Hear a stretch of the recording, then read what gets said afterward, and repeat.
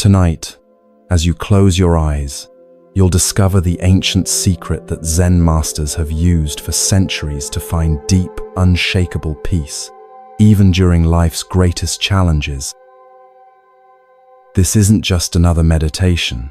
These forgotten stories contain hidden keys that unlock the door to your most restful sleep and profound inner wisdom. Those who joined us for part 1 have already experienced the remarkable difference these tales can make, with many reporting the deepest sleep they've had in years. Tonight's journey goes even deeper. Feel your body becoming heavier with each breath as you imagine yourself walking along a misty mountain path in ancient Japan. The soft padding of your footsteps creates a gentle rhythm. The air carries the scent of pine and distant wood smoke. Ahead, through parting mist, a small temple appears where a single lantern glows in the gathering dusk. Inside this temple wait 14 Zen masters, each holding a story so powerful it has survived 1,000 years, not because these tales merely entertain, but because they have the unique ability to quiet the restless mind and open the heart. Some will surprise you with unexpected wisdom. Others will finally help you make sense of challenges you've been facing. Those who listen to the end often experience a strange phenomenon, a mental clarity that follows them into their dreams and throughout the next day. As one listener told us, "It's like someone finally turned off the constant noise in my head." So make yourself comfortable, allow your breathing to slow, and let these ancient masters guide you to that place of natural peace that exists within you. Tonight, between stories and silence, you might just discover what the Zen masters called your original face, the perfect, peaceful awareness that's been waiting for you all along. Our first story begins now, transporting you to a time when a simple question about poetry revealed the deepest truth about life itself. Feel yourself drifting deeper into relaxation, your body becoming heavier as your mind grows lighter. The boundaries between your conscious mind and the world of dreams begin to blur as you journey to Japan during the Meiji era, when Western ideas were first flowing into the country after centuries of isolation. The modern world you know dissolves, replaced by the sights, sounds, and sensations of this pivotal moment in Japanese history. You find yourself approaching a traditional school building. Though modest in size, it has an atmosphere of serious study. Through the open windows, you can hear the rhythmic chanting of young students reciting their lessons. The scent of ink and paper mingles with the fragrance of cherry blossoms from the courtyard. This school is known throughout the region for its respected headmaster, a man equally versed in traditional Japanese arts and the new Western learning that has begun to transform the country. Students from wealthy and ambitious families seek entry, knowing that here they will receive an education that bridges old and new, east and west. As you slide open the wooden door and step inside, you remove your sandals, as is customary. The polished wooden floors feel cool beneath your feet. You move quietly down the hallway, drawn toward a particular classroom where something significant seems about to unfold. Inside this room, 12 students sit on cushions arranged in a semicircle. They are teenagers, dressed in simple student attire, their expressions alert and attentive. Before them sits the headmaster himself, a man perhaps in his 50s, with intelligent eyes behind round spectacles, and the straight posture of someone who embodies the discipline he teaches. Today's lesson, you discover, focuses on the art of Chinese poetry, a form that has been studied by educated Japanese for centuries. Chinese characters cover the blackboard, arranged in the distinctive patterns of classical verse. The headmaster has just completed explaining the technical aspects of structure, meter, and classical allusions. One student raises his hand. He is perhaps 16, his face earnest, his posture perfect, clearly one of the most dedicated pupils. "Sensei," he asks, "I understand the technical requirements you have explained, but I still don't feel confident in my ability to create a truly good Chinese poem. Can you offer any guidance on how to capture the essence, the spirit of the form?" The headmaster regards the student thoughtfully, seeming to weigh his response. The room falls completely silent. Even the birds outside seem to pause their singing, as if they too wish to hear the master's answer to this essential question about artistic creation. To write a Chinese poem, the headmaster finally says, you must have a particular state of mind. The students lean forward slightly, notebooks ready, anticipating a detailed explanation of this special mental state, perhaps a list of meditative techniques or creative exercises. Instead, the headmaster continues, if you want to write a Chinese poem, first drink up a gallon of sake. Then lie down in a field under the warm autumn sun. Shock registers on the students' faces. This respected educator, known for his emphasis on discipline and proper technique, has just suggested intoxication and idleness as the path to poetic creation.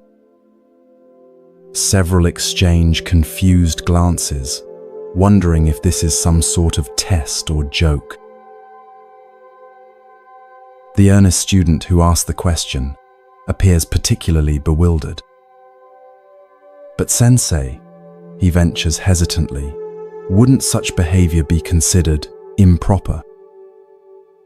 And how would one maintain the technical precision you have taught us if one were inebriated? A slight smile crosses the headmaster's face.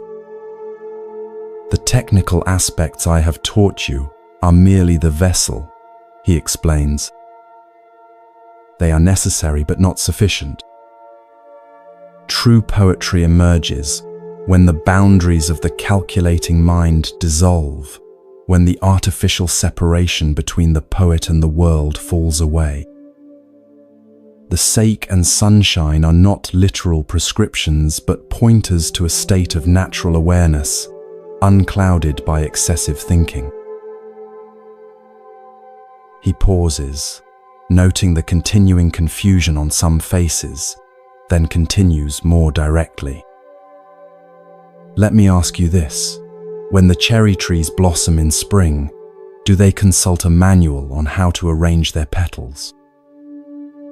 When the autumn moon rises over Mount Fuji, does it worry whether it is following the proper procedure?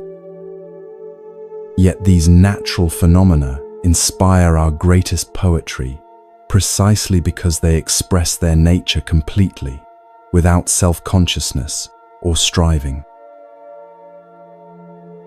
Understanding begins to dawn on the students' faces. The headmaster is not advocating drunken composition, but pointing to a deeper truth about creativity, that technical mastery must be balanced with spontaneity, that perfect form, without living spirit, produces empty verses.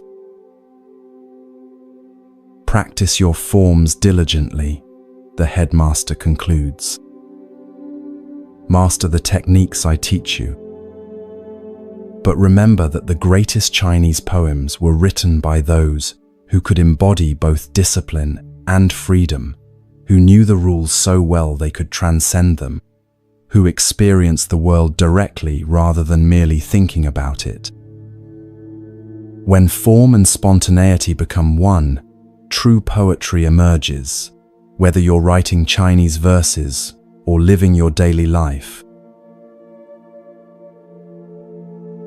Years later, the earnest student, now a respected poet himself, would recall this lesson as the moment when his understanding of art, and indeed of life itself, fundamentally shifted.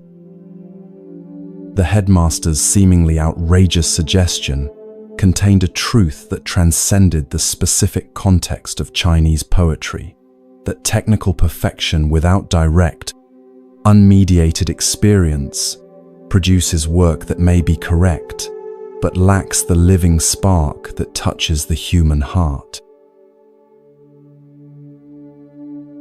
This delightful story points to a tension present not just in artistic creation, but in spiritual practice and daily life. The balance between form and freedom, discipline and spontaneity, thinking and direct experience. The headmaster's unexpected advice highlights a paradox that many of us encounter: how the very techniques and procedures designed to help us master a skill can sometimes become barriers to its most authentic expression. In Zen Buddhism, this paradox is well recognized. Beginning students are given precise instructions for meditation posture, breathing techniques, and mental approaches. These forms provide necessary structure, especially for minds accustomed to wandering unchecked. Yet at a certain point, too much focus on doing it right can itself become an obstacle, creating self-consciousness that prevents the natural state of awareness from emerging. The headmaster's mention of sake and sunshine points to a fundamental Zen teaching that our natural state of mind, before we complicate it with excessive thinking, self-judgment, and striving, is already complete and perfect. Just as nature creates beauty without effort or planning, our most authentic expressions often emerge when we temporarily set aside our calculating mind and allow our inherent wisdom to manifest spontaneously. This doesn't mean abandoning technique or discipline. In fact, true spontaneity in art, as in life, usually comes after extensive training, not before it. As the Zen saying goes, first there is a mountain, then there is no mountain, then there is. We begin by seeing the world conventionally and learning the rules, then move through a phase where old certainties dissolve, finally arriving at a perspective where conventional forms are neither rejected nor clung to, but used freely in service of direct expression. As you drift towards sleep, consider where in your own life you might be experiencing tension between form and freedom. Perhaps you've mastered certain techniques in your work, relationships, or spiritual practice, yet find yourself feeling constrained by the very structures that once supported your growth. Or maybe you've emphasized spontaneity at the expense of discipline, missing the foundation that allows true freedom to emerge. The headmaster's paradoxical advice invites us to dance between these poles rather than settling at either extreme. To master the forms so thoroughly that we can forget them when needed. To bring disciplined attention to the present moment until presence itself becomes natural. to recognize that sometimes the most direct path to wisdom involves setting aside our efforts to be wise. Like the earnest student, you too might discover that the truest expression of whatever you're seeking, whether poetry, peace, or purpose, emerges not from straining to achieve it, but from allowing what is already present to reveal itself naturally, like the moon reflecting in still water, like cherry blossoms opening in spring, perfectly and without effort.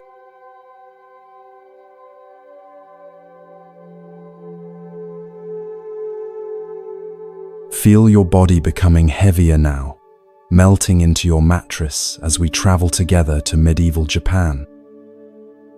The gentle rhythm of your breath carries you deeper into this state of peaceful receptivity. As you sink further into relaxation, imagine the weight of your eyelids growing impossibly heavy. You are now in 15th century Kyoto. Feel the cool evening air against your skin as lanterns glow in the distance. The sweet scent of cherry blossoms mingles with wood smoke. The sound of distant flutes reaches your ears.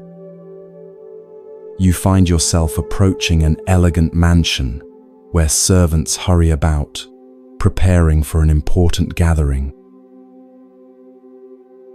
Inside, a wealthy silk merchant paces anxiously, checking every detail. Feel the smooth wooden floors beneath your feet. Notice the perfectly arranged cushions, the gleaming lacquerware, the musicians tuning their instruments in the corner. The air carries the tantalizing aroma of rare delicacies being prepared in the kitchen. The merchant has spared no expense for this dinner party. Master Ikkyu must be impressed, he whispers to his chief servant. His presence will elevate my standing among all of Kyoto's elite. You feel his nervous anticipation, as if it were your own. As distinguished guests arrive in their silken finery, notice how each bow and greeting follows the precise choreography of status and obligation.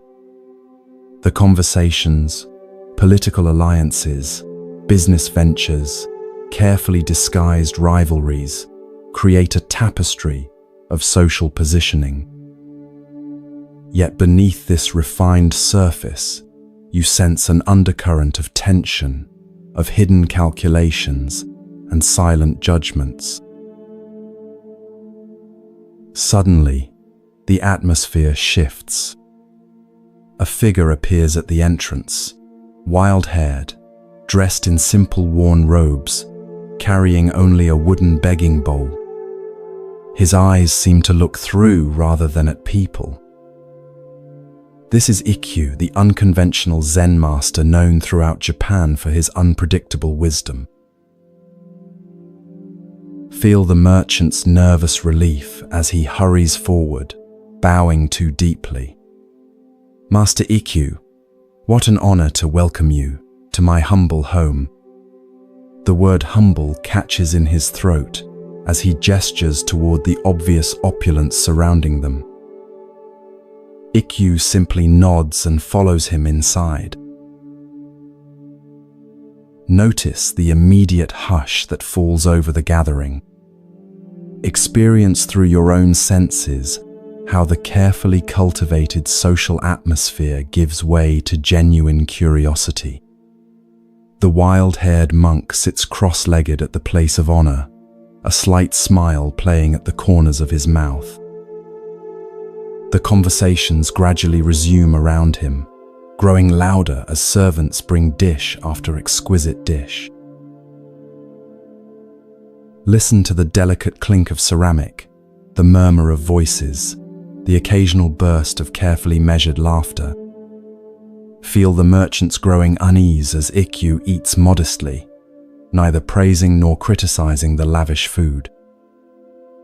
This silence somehow disturbs the host more than any criticism could. As the evening progresses and sake cups are repeatedly filled, you sense a building tension in the room. It breaks unexpectedly when EQ suddenly rises to his feet.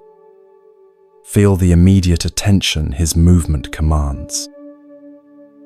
"Honored host," EQ says with a respectful bow, "might I trouble you for a simple cup of water from your well?" Experience the ripple of confusion passing through the room. Water? Common well water, when the finest sake in Kyoto flows freely. The merchant blinks, momentarily puzzled, then recovers. "Of course, Master Ikkyu. My servant will bring fresh water immediately."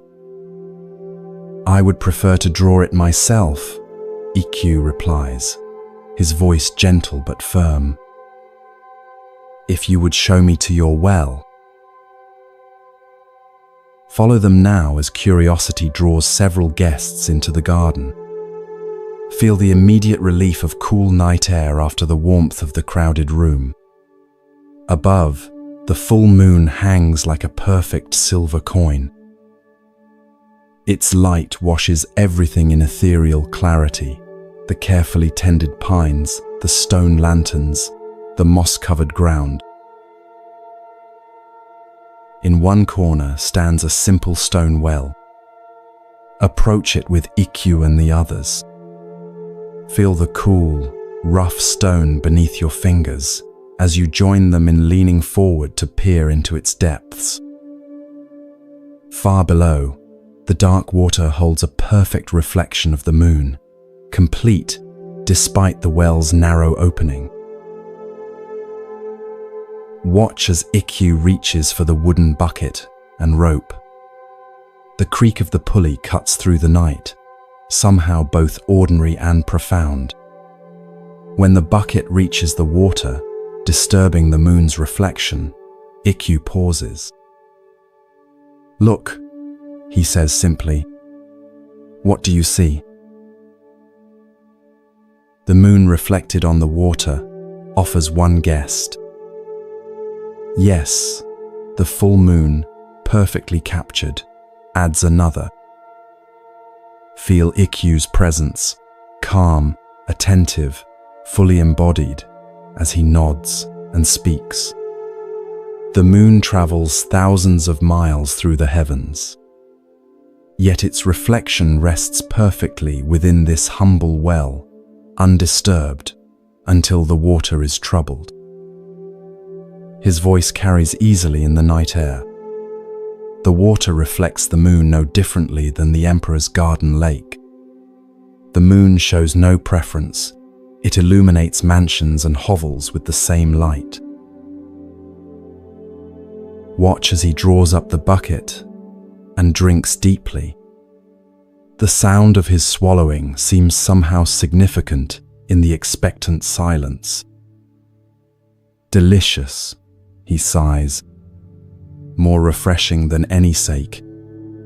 His eyes now meet each person present. This well water quenches thirst perfectly, asking nothing in return. It does not care if the drinker is rich or poor, noble or common. It simply gives of itself completely. Feel the weight of this moment as Ikkyu hands the bucket to the merchant. The water sloshes gently, moonlight dancing on its surface. "Your hospitality has been generous," Ikkyu continues, "but I wonder, is it like this well water, offered freely without thought of status or return? Or is it more like a transaction, given with the expectation of enhancing your reputation?"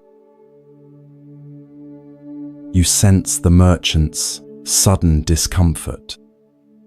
A nearby official steps forward defensively. "Are you suggesting our host's generosity is flawed? He has provided the finest of everything." Experience Ikkyu's calm presence as he responds. I offer no criticism, only an observation. The universe itself is like this well. It gives sunlight, rain, and air freely to all beings. The flowers do not bloom more vibrantly for the wealthy. He gestures to the moon above.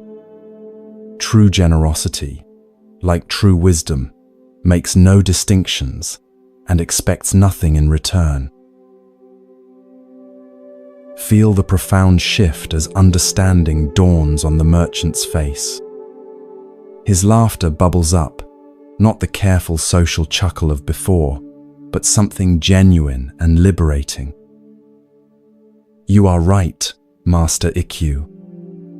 I invited you to impress my guests, not to hear truth. I have been giving like a merchant, always calculating the return, rather than giving like this well. His voice carries new awareness. Thank you for this lesson. It is worth more than all the rare delicacies I have served tonight. As they return to the banquet hall, notice how the very quality of the air seems changed. Ikkyu raises his sake cup. Friends, your host has shown me his remarkable well. In its honor, I propose we enjoy this gathering not as people of different ranks, but simply as human beings sharing this fleeting moment under the same moon. Watch as the evening transforms. Conversations deepen beyond social positioning. The merchant moves among his guests with new authenticity, no longer monitoring impressions, but genuinely connecting. And Ikkyu, the wild-haired monk who arrived with nothing, becomes the heart of the gathering with stories and insights that seem perfectly tailored to each person. As the night ends and guests depart, feel the merchant's profound gratitude as he bows to Ikkyu. You arrived with nothing yet gave me the most valuable gift I have ever received. Ikkyu smiles. I gave you nothing you did not already possess. I merely showed you the well that has always been in your garden. With that, he disappears into the moonlit night. As you drift deeper into relaxation, consider the wells in your own life, those simple sources of clarity so easily overlooked. Like the merchant, we often seek satisfaction in elaborate displays while missing the perfect reflection of the moon in ordinary water. The well gives without calculation or expectation, a natural generosity that asks nothing in return. Notice how often your own giving might carry subtle expectations of gratitude, recognition, or future benefit. The universe itself gives freely: sunlight, air, the beauty of the moon, making no distinctions between worthy and unworthy recipients. This is the essence of Buddha nature, reflected in each of us when our minds become still and clear, like undisturbed water. Allow the image of the moon reflected in the well to remain in your mind as you sink even deeper into this restful state. Like that reflection, perfect, yet ephemeral, all experiences arise and pass away. Our grasping at status and recognition cannot provide lasting satisfaction. Yet in recognizing this truth, we open ourselves to a more authentic way of being, one that gives freely, reflects clearly, and appreciates the ordinary magic of existence.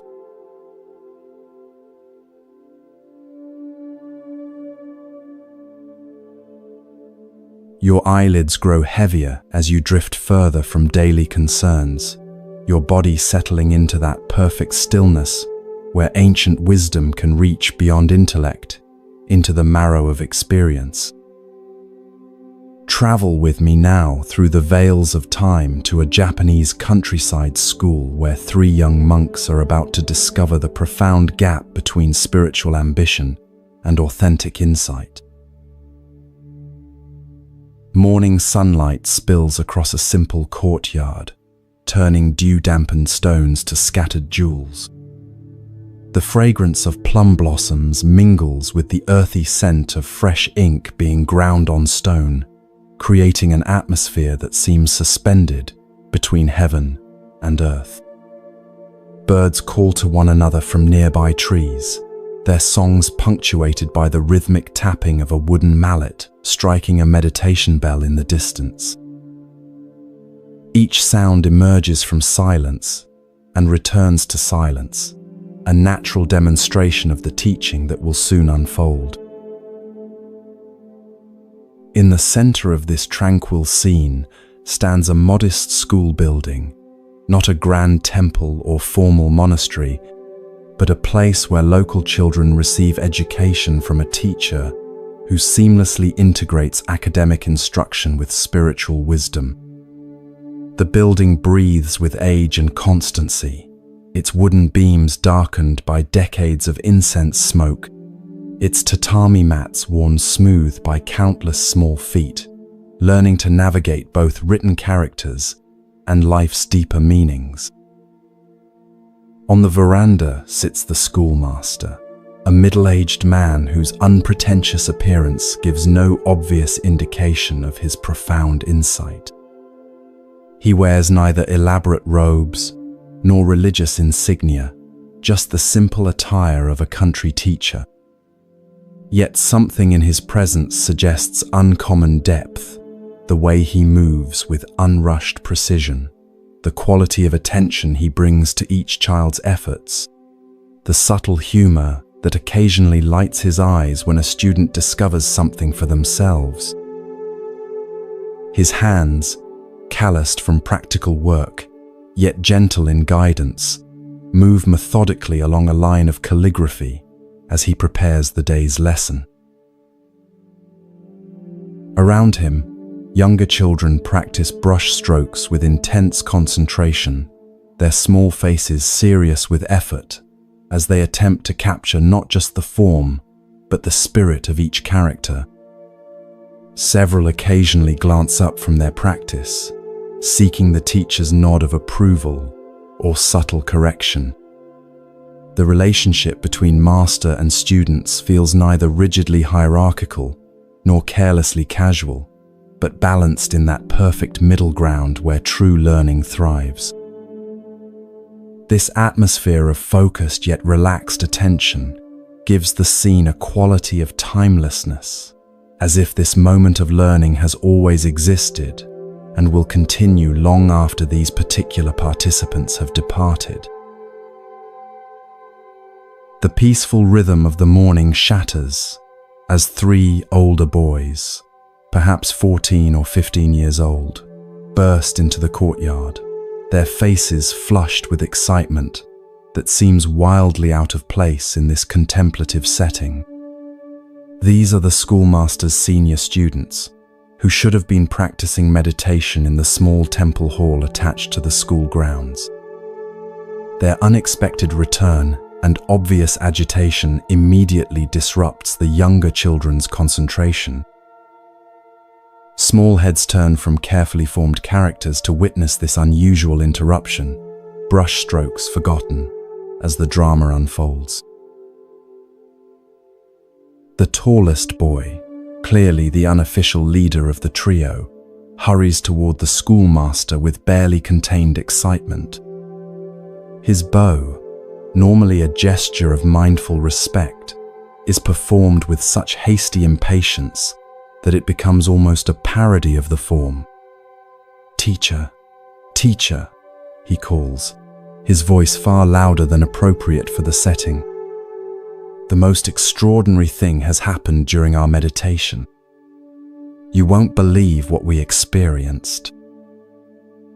Watch the schoolmaster's response, how he neither encourages this disruption through eager attention, nor discourages it through obvious disapproval.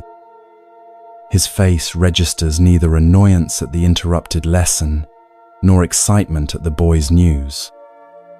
He simply turns toward them with complete presence, creating a space where whatever unfolds can be met with equanimity. "What has brought you here in such a state?"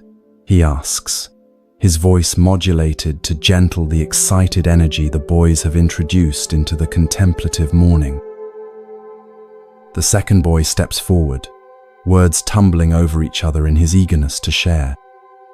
"We were meditating as you instructed, focusing on the lives of the ancient sages, as you taught us last week." His hands gesture animatedly, physicalizing the mental excitement he cannot contain. Then something miraculous happened. I found myself transported in my mind to the presence of Confucius himself. It was as if I traveled through time. He spoke to me directly, sharing wisdom that isn't written in any of the texts we've studied. Feel the ripple of awe that passes through the younger students at this extraordinary claim.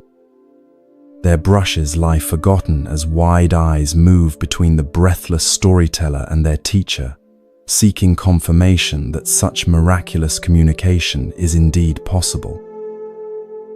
A few whisper behind cupped hands, their expressions combining wonder with the first seeds of skepticism that mark developing discernment. The third boy, not to be outdone, quickly adds his own supernatural encounter. "That's nothing compared to my experience," he interjects, stepping slightly in front of his companion. Lao Tzu himself appeared before me, revealing secret teachings about the Tao that have never been written down. He showed me visions of perfect harmony between heaven and earth, and explained the true meaning of the uncarved block. As he speaks, his chest visibly expands, with the importance of being selected for such rarefied wisdom. The first boy, clearly unwilling to be overshadowed, raises his voice to reclaim attention. "But I had the most profound experience of all," he announces, positioning himself center stage. "Buddha himself appeared before me, surrounded by golden light. He told me I have a special destiny and revealed insights that will revolutionize our understanding of his teachings." His expression conveys absolute certainty in the reality of this vision, along with unmistakable pride at being singled out for such divine attention. Study the schoolmaster's face during these increasingly competitive spiritual claims. Where others might show skepticism, irritation, or even angry dismissal of such obvious fabrications, his expression reveals only patient attention. No judgment creases his brow, no sarcasm tightens his mouth. He simply observes, creating through his complete presence a mirror in which the young monks might eventually see themselves clearly. The younger students have now completely abandoned their calligraphy practice, all eyes moving between the bold storytellers and their unusually quiet teacher. The morning sounds continue unchanged. Birds call, insects hum. The distant temple bell marks time's passage, creating a natural backdrop of constancy against which this human drama of ambition and exaggeration plays out. After what feels like a very long moment of silence, a space the schoolmaster neither rushes to fill nor awkwardly extends, he finally speaks. "How remarkable," he says simply, his tone neither endorsing nor dismissing these extraordinary claims. "Each of you has had such a vision." He rises unhurriedly from his seated position, brushing his simple robe with hands that have known both scholarly and physical labor. "Please, come with me." I wish to show you something before we discuss these experiences further." The three boys exchange glances, their earlier bravado slightly dented by this unexpected response. They had clearly anticipated either impressed amazement or perhaps skeptical questioning, reactions they had prepared for with further elaborate details. This calm redirection catches them off balance. Nevertheless, they follow the schoolmaster as he walks toward the small kitchen at the far end of the courtyard, their earlier excitement now tinged with puzzlement. Inside the modest kitchen, an elderly cook prepares the midday meal with the same meditative attention the schoolmaster brings to teaching. His gnarled hands move with surprising grace as he slices vegetables harvested that morning from the school garden. Rice steams in a large pot, filling the air with its clean, comforting aroma. The cook acknowledges the schoolmaster with a slight nod, but continues his work without interruption, embodying the principle that even the most mundane tasks contain opportunities for complete presence. The schoolmaster approaches a shelf where various containers hold kitchen staples. With deliberate movements that invite full attention, he reaches for a small ceramic jar, removes its lid, and extends it toward the three boys. "Please," he says, "each of you taste this, and tell me what you think." Observe how this simple request immediately alters the atmosphere. The boys look at each other in confusion, then at the jar containing what appears to be ordinary salt. This mundane substance seems worlds away from the exalted spiritual visions they were describing moments before. The jarring shift from transcendent claims to this prosaic reality creates a moment of cognitive dissonance that the schoolmaster allows to hang in the air, neither explaining nor apologizing for this unexpected turn. The first boy, perhaps wanting to maintain his leadership position, steps forward. He wets his finger, dips it into the jar, and brings a small amount to his mouth. His face immediately contorts in an expression of disgust that seems impossible to fake. "Ugh!" he exclaims, unable to maintain any semblance of dignity. "This is terribly bitter. It's not salt at all. It must be some kind of medicine or poison." The second boy, now more cautious after his friend's reaction, takes only the tiniest taste. His expression registers surprise rather than disgust. "No, it's not bitter," he contradicts with the certainty of direct experience. "It's intensely sour, like unripe plums or vinegar." The third boy, perhaps hoping to demonstrate superior discernment, tastes the substance and nods with sage importance. "You're both wrong," he declares with authority.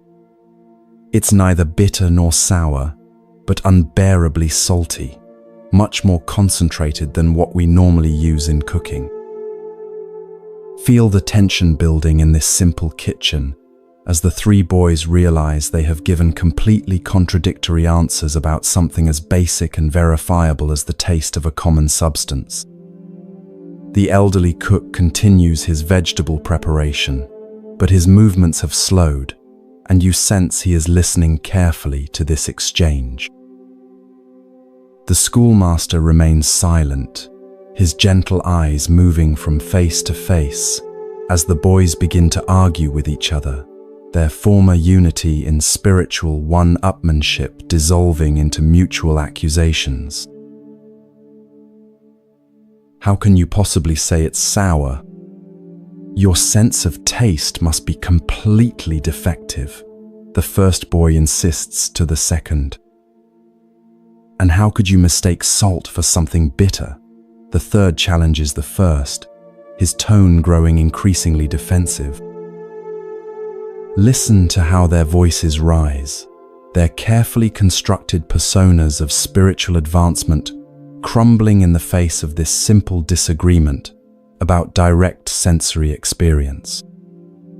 The gulf between their claimed transcendent visions and their inability to agree on the basic taste of a common substance grows increasingly apparent, not through the schoolmaster's argument, but through their own revealed confusion. As their debate becomes more heated, the schoolmaster gently places the jar back on the shelf and clears his throat softly. The boys fall silent immediately, suddenly aware of how their behavior has changed.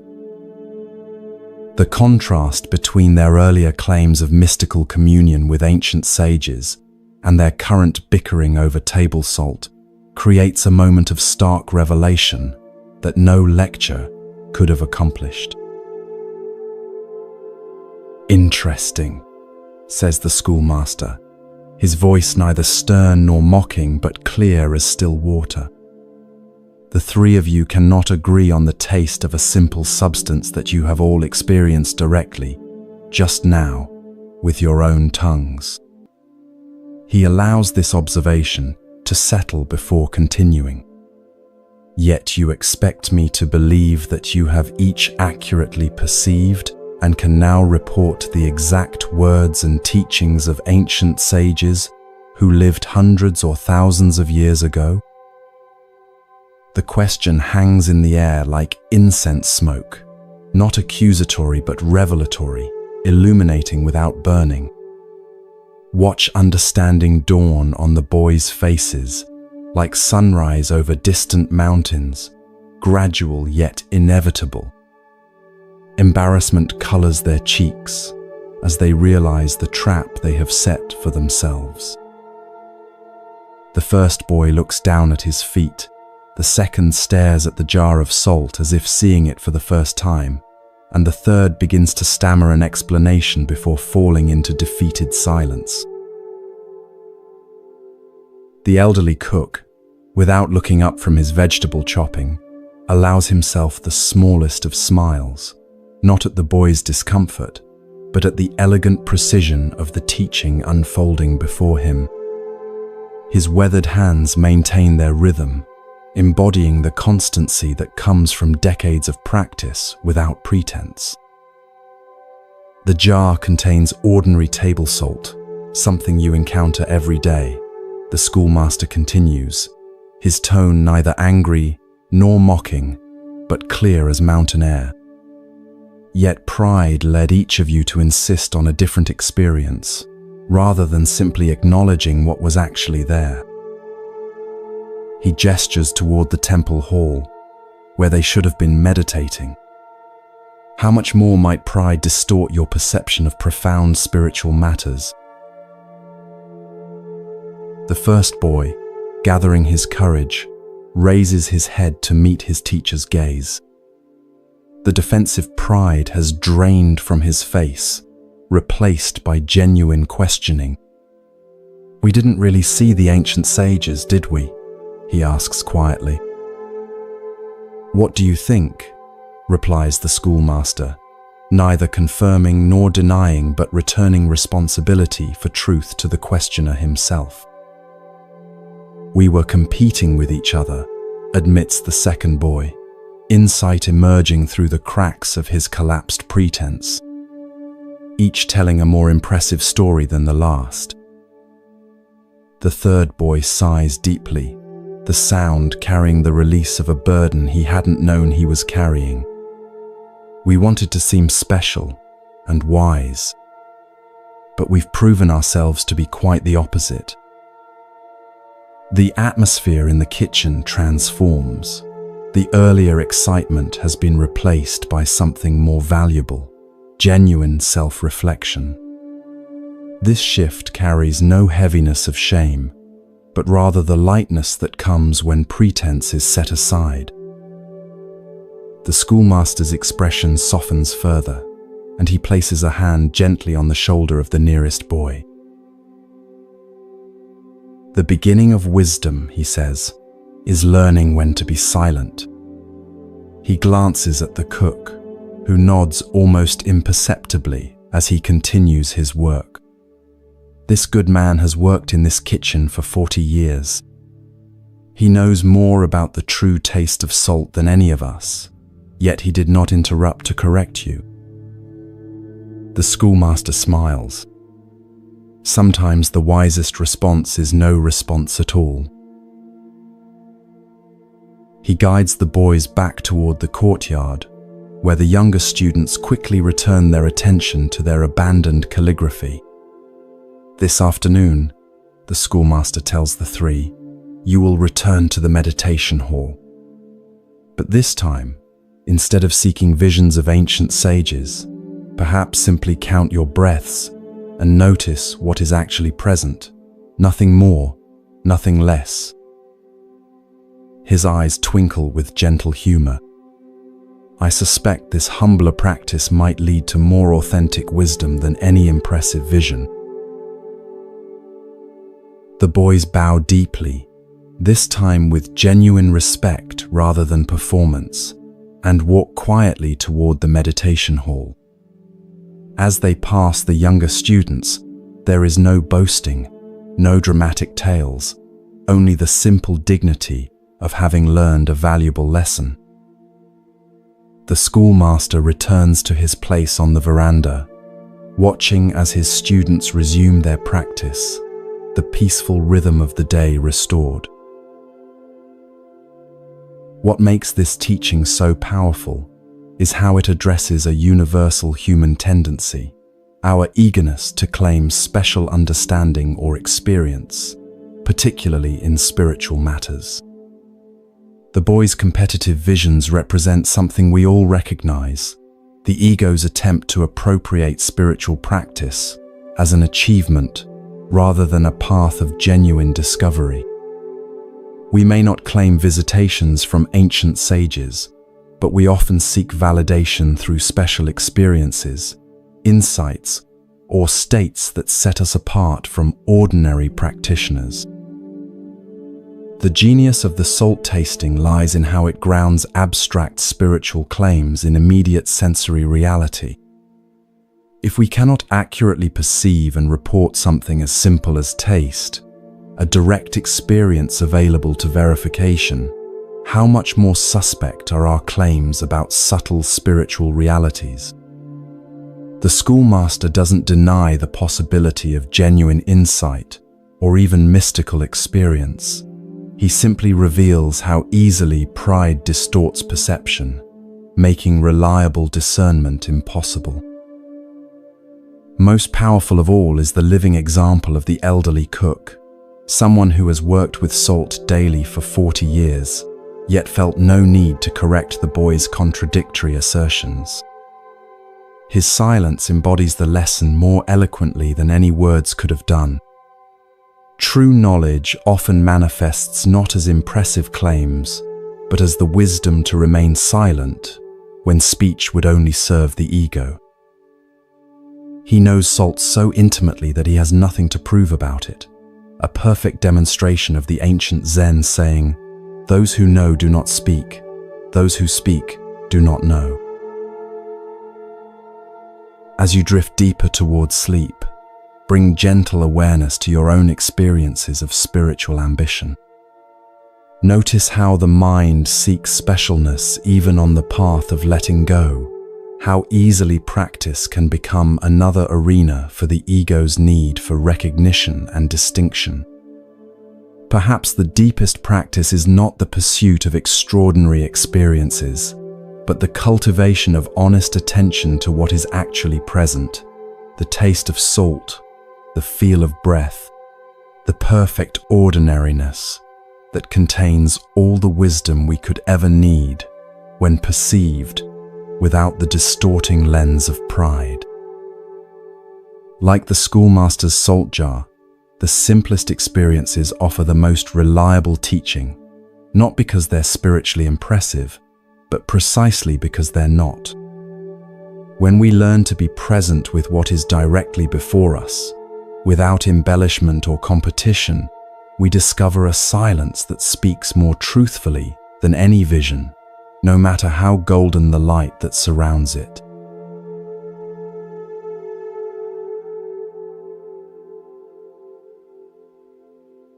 Feel yourself drifting deeper now, your body becoming heavier with each breath. The boundaries between wakefulness and sleep begin to blur as your mind opens to receive another ancient teaching. Let yourself be carried to a remote mountain monastery in medieval Japan, where winter has arrived with unexpected ferocity. You find yourself standing in a stone courtyard dusted with the first snow of the season. Your breath forms small clouds in the crisp air. The cold seeps through the soles of your feet, making your toes tingle. Around you, ancient cedar trees sway in the biting wind, their branches weighted with snow. The mountain peaks in the distance disappear into low-hanging clouds that promise more snowfall before nightfall. Before you stands a modest temple building. Its weathered wooden walls have withstood countless winters, the grey timbers telling silent stories of persistence through changing seasons. Smoke rises from a small chimney, hinting at warmth within. Yet even from outside, you can hear the sound of voices raised in sutra chanting, steady, rhythmic, and strangely compelling. Step now through the entrance, leaving your sandals at the door as is customary. The immediate embrace of shelter from the wind brings momentary relief, but you soon realize the interior is hardly warmer than outside. No hearth fire burns here, despite the chimney's suggestion. The smoke you saw comes from a small incense burner that offers fragrance but little heat. Your fingers remain stiff with cold, and you can still see your breath hanging in the air. As your eyes adjust to the dimmer light, you observe a remarkable scene. In the center of the room sits Master Genko, a renowned Zen teacher known throughout the province for his unconventional wisdom. He is an elderly man with a face as weathered as the temple walls, deep lines mapping decades of meditation and insight. Despite the penetrating cold, he wears only a thin robe, sitting perfectly still on his cushion, eyes half closed in meditation. His breathing is so subtle that he appears almost like a statue carved from ancient wood. Most striking of all is what surrounds him. 6 young monks kneel in a perfect circle around their master, each holding a large paper fan that they wave with slow, deliberate movements. Their faces show intense concentration, each movement precisely synchronized with the others. The gentle whooshing sound of the fans creates a rhythmic backdrop to the strange tableau. Yet this is no summer day. Their knuckles are red with cold, and occasional shivers run through their bodies despite obvious efforts to remain still. You notice an older monk standing near the entrance, observing both the master and the younger monks with careful attention. This is Jiko, the temple's head monk, and Master Genko's longest-serving student. His experienced eyes miss nothing, occasionally nodding slightly when a young monk's fanning rhythm aligns perfectly with the others. Feel his presence beside you, solid, patient, embodying decades of dedicated practice.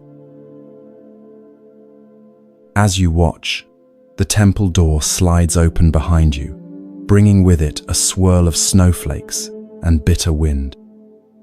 A visitor enters, a merchant from the nearby town, bundled in thick winter clothes, his face red from the mountain path's exertion. He bows respectfully to Jiko, then freezes in confusion at the scene before him. The merchant's eyes widen as he takes in the younger monks fanning their master in the cold room. He leans toward Jiko, keeping his voice low but unable to hide his bewilderment. "Forgive my ignorance," he whispers, "but why are these monks fanning Master Genko? Surely on such a cold day they should be tending the hearth fire instead." His breath forms small clouds with each word. Feel Jiko's quiet amusement as he turns to the merchant. His voice is low but carries the weight of someone who has walked the path long enough to understand its seemingly strange turns. "These monks are not fanning to cool the air," he explains. "They are training their minds." He gestures toward the circle of devoted students. Master Genko teaches that true practice continues, regardless of external conditions. The merchant pulls his winter robe tighter around himself, still confused. But surely there are more practical lessons to be learned. And wouldn't the master be more comfortable with warmth rather than fanning in this bitter cold? Watch as Jiko's weathered face forms a knowing smile. "Comfort is not the purpose of their practice," he says, "nor is cooling the air." He lowers his voice further, and you lean in to hear his words. In summer, when the heat is oppressive, the young monks complain about having to fan the master for hours. They see it as merely a physical comfort for him, missing the deeper training. "What deeper training?" asks the merchant, his eyebrows raised. "The training of unbroken attention," replies Jiko, "of commitment that doesn't waver with changing circumstances." He gestures toward the youngest monk, whose arms have begun to tremble slightly from the extended effort. In summer, they think, this fanning is merely for the master's comfort. In winter, that illusion cannot stand. Now they must confront the true purpose of their practice. Feel the merchant's growing curiosity. "And what is that true purpose?" he asks. Jiko's eyes crinkle at the corners. "To continue, regardless of conditions. To maintain precise attention, whether circumstances are favorable or unfavorable."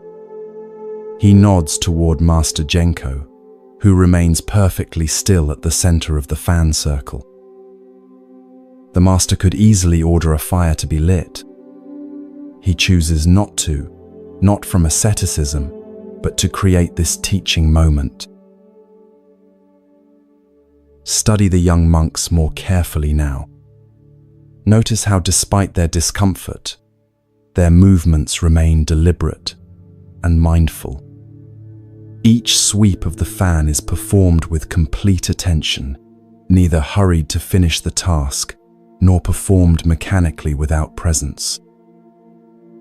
Their discomfort is real. You can see it in the occasional shiver, in their reddened fingers, yet something deeper than physical comfort holds them to their practice. In summer, Jiko continues, they learn to fan despite heat and sweat and fatigue. Now in winter, they learn to fan despite cold and questioning minds that say, "This makes no sense." He turns to face the merchant directly. "Tell me, when you maintain your business accounts, do you only do so when you feel enthusiastic about the task?"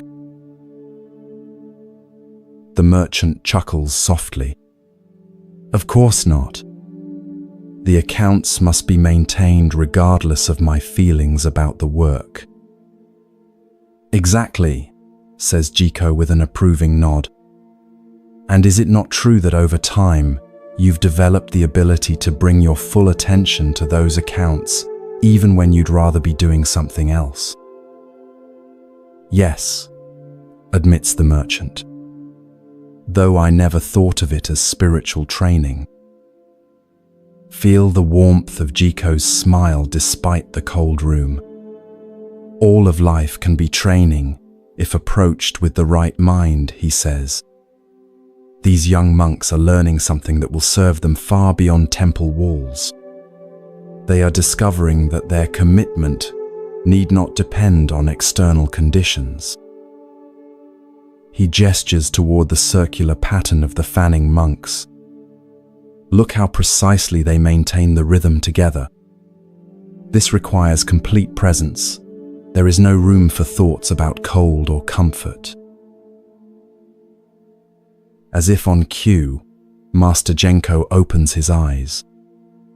Without a word, he makes a subtle gesture with one hand. Immediately, the monks stop fanning in perfect unison, placing their fans on the floor before them with synchronized movements.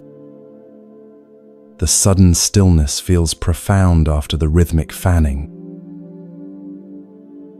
The master speaks, his voice surprisingly strong and clear for someone of his advanced age. Today you have begun to understand true practice, he says to the young monks. In summer, you fanned thinking it was for my comfort, and your minds were filled with resistance. In winter, you fanned knowing it could not be for comfort, and so you had to find the deeper purpose. His eyes move from face to face, making direct contact with each student. Tell me, what did you discover? The eldest of the young monks bows respectfully. That true practice continues regardless of circumstances, Master. Another monk adds that our excuses and preferences are just thoughts that arise and fall away, while our commitment can remain steady. A third monk, the one whose arms had trembled visibly during the practice, speaks more hesitantly. I discovered that when I focused completely on each movement of the fan, I forgot about the cold. It was only when my mind wandered to complaints that I suffered. Master Genko nods, a slight smile softening his austere features. Good. Now you may light the fire and prepare tea. As the monks rise to attend to these tasks, he adds, remember this lesson when spring comes, and then summer, and then autumn. The seasons change, conditions change, but true practice remains consistent through it all. He turns his attention to the merchant, acknowledging his presence with a small nod. Our visitor has brought questions from the town. Let us welcome him properly. Watch as the monastery transforms. Within minutes, a fire crackles in the hearth, gradually warming the room.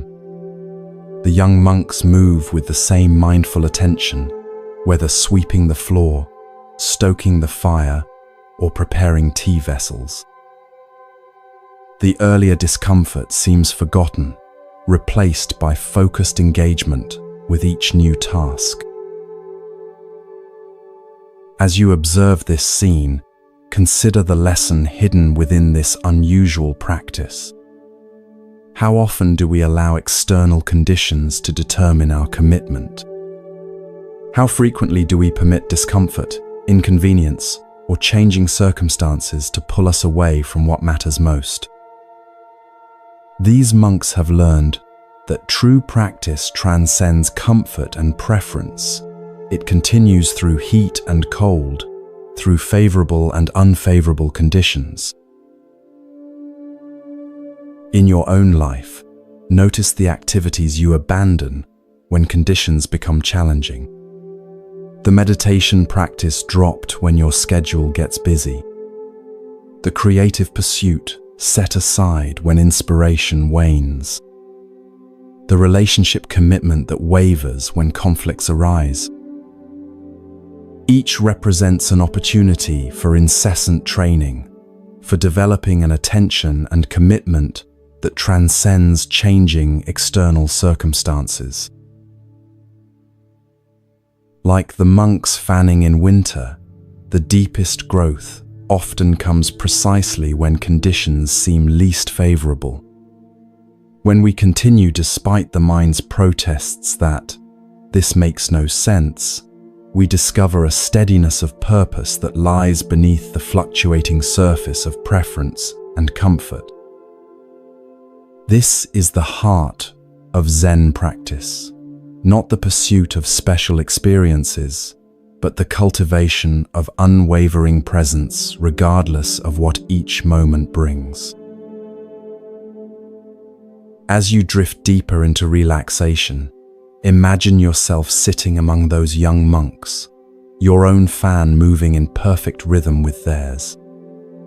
Feel the cold air, the initial resistance in your mind, and then the profound shift as you surrender to the pure experience of each moment, each movement.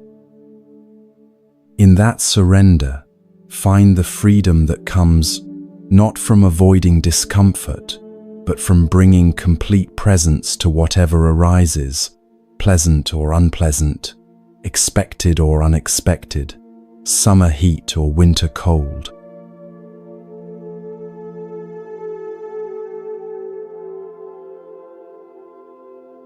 Allow your awareness to settle more deeply now, your body growing heavier with each breath. Feel yourself drifting into that perfect space between wakefulness and sleep, where ancient wisdom can speak directly to your heart. As your breathing becomes slower and more regular, journey with me now to Tang Dynasty, China, where one of the greatest Zen masters of all time is about to deliver a teaching that has puzzled and awakened seekers for over 1,000 years. You find yourself approaching a modest temple nestled at the foot of misty mountains. The morning air is crisp and clear, carrying the scent of pine and distant wood smoke. Stone steps, worn smooth by centuries of pilgrims, lead up to the temple gate. Cherry trees line the path, their delicate pink blossoms occasionally drifting down in the gentle breeze. With each step, you feel a growing sense of anticipation. This is no ordinary temple, but the home of Master Joshu, whose reputation for direct, penetrating wisdom has spread throughout China. As you pass through the temple gate, notice the immediate sense of stillness that envelops you. Despite the dozen or so monks going about their morning tasks, sweeping the courtyard, tending the garden, carrying water from the well, there is a quality of focused silence that seems to absorb all unnecessary sound. Each monk moves with deliberate awareness, fully present to their simple task, creating an atmosphere of living meditation. In the center of the courtyard sits a stone well, its rim polished by countless hands over the years. Beside it stands an elderly monk, so slight of build he almost seems to dissolve into the morning light. This is Joshu, now in his 80s, with wispy white beard and eyebrows that give him an otherworldly appearance. Despite his advanced age, he stands straight as a pine, his movements economical yet flowing with natural grace. His eyes, clear and bright, miss nothing as he watches a younger monk approach with a wooden bucket. This younger monk, you sense, is different from the others. Where they move with quiet certainty, his steps betray subtle hesitation. His face shows the strain of internal questioning, brows slightly furrowed, even as he performs his simple morning task of drawing water. Feel the tension he carries, not physical, but existential, the weight of unanswered questions that all serious spiritual seekers encounter on their path. As he reaches the well, he bows respectfully to Master Joshu. "Master, may I ask a question that has been troubling me?" His voice is low, meant only for Joshu's ears, yet in the temple's stillness, you can hear each word clearly. Joshu nods once, his eyes meeting the young monk's with startling directness. No word is spoken, but permission is clearly granted. The young monk hesitates, searching for the right words. "Master, I have been studying the sutras diligently. They speak of emptiness, of no self, of letting go of all attachments." He gestures to his simple robes, his shaved head, the few possessions a monk is allowed. "I have renounced my family name, given away my possessions, followed all the precepts. I carry nothing, yet still I feel heavily burdened." He looks down at his empty hands, then back to Joshu, with naked sincerity in his eyes. "Master, please tell me, who am I when I carry nothing? What remains when everything is let go?" Feel the weight of this question, not merely intellectual, but asked from the core of human existence.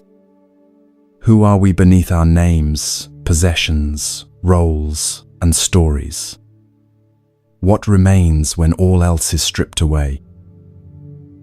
It is the question that has drawn seekers to spiritual paths throughout history, across all traditions. The courtyard grows even more still, as if the very stones and trees are listening for Joshu's response. Other monks pause in their tasks, though they pretend not to be eavesdropping. Even the birds seem to hold their songs.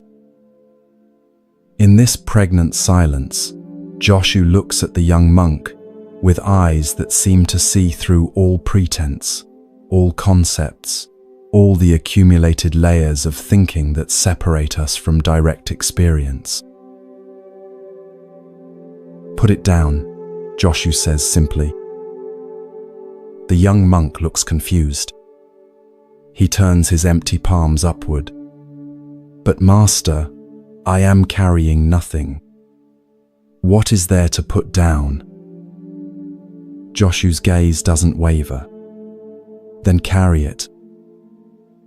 Watch as the young monk's expression shifts from confusion to shock, then to a kind of stunned recognition. Something in Joshu's seemingly contradictory response has bypassed his intellectual understanding and touched something deeper. His hands, still extended with palms upward, begin to tremble slightly. Tears form in his eyes, though he does not seem sad. Rather, he appears like someone who has suddenly recognized an old friend after years of separation.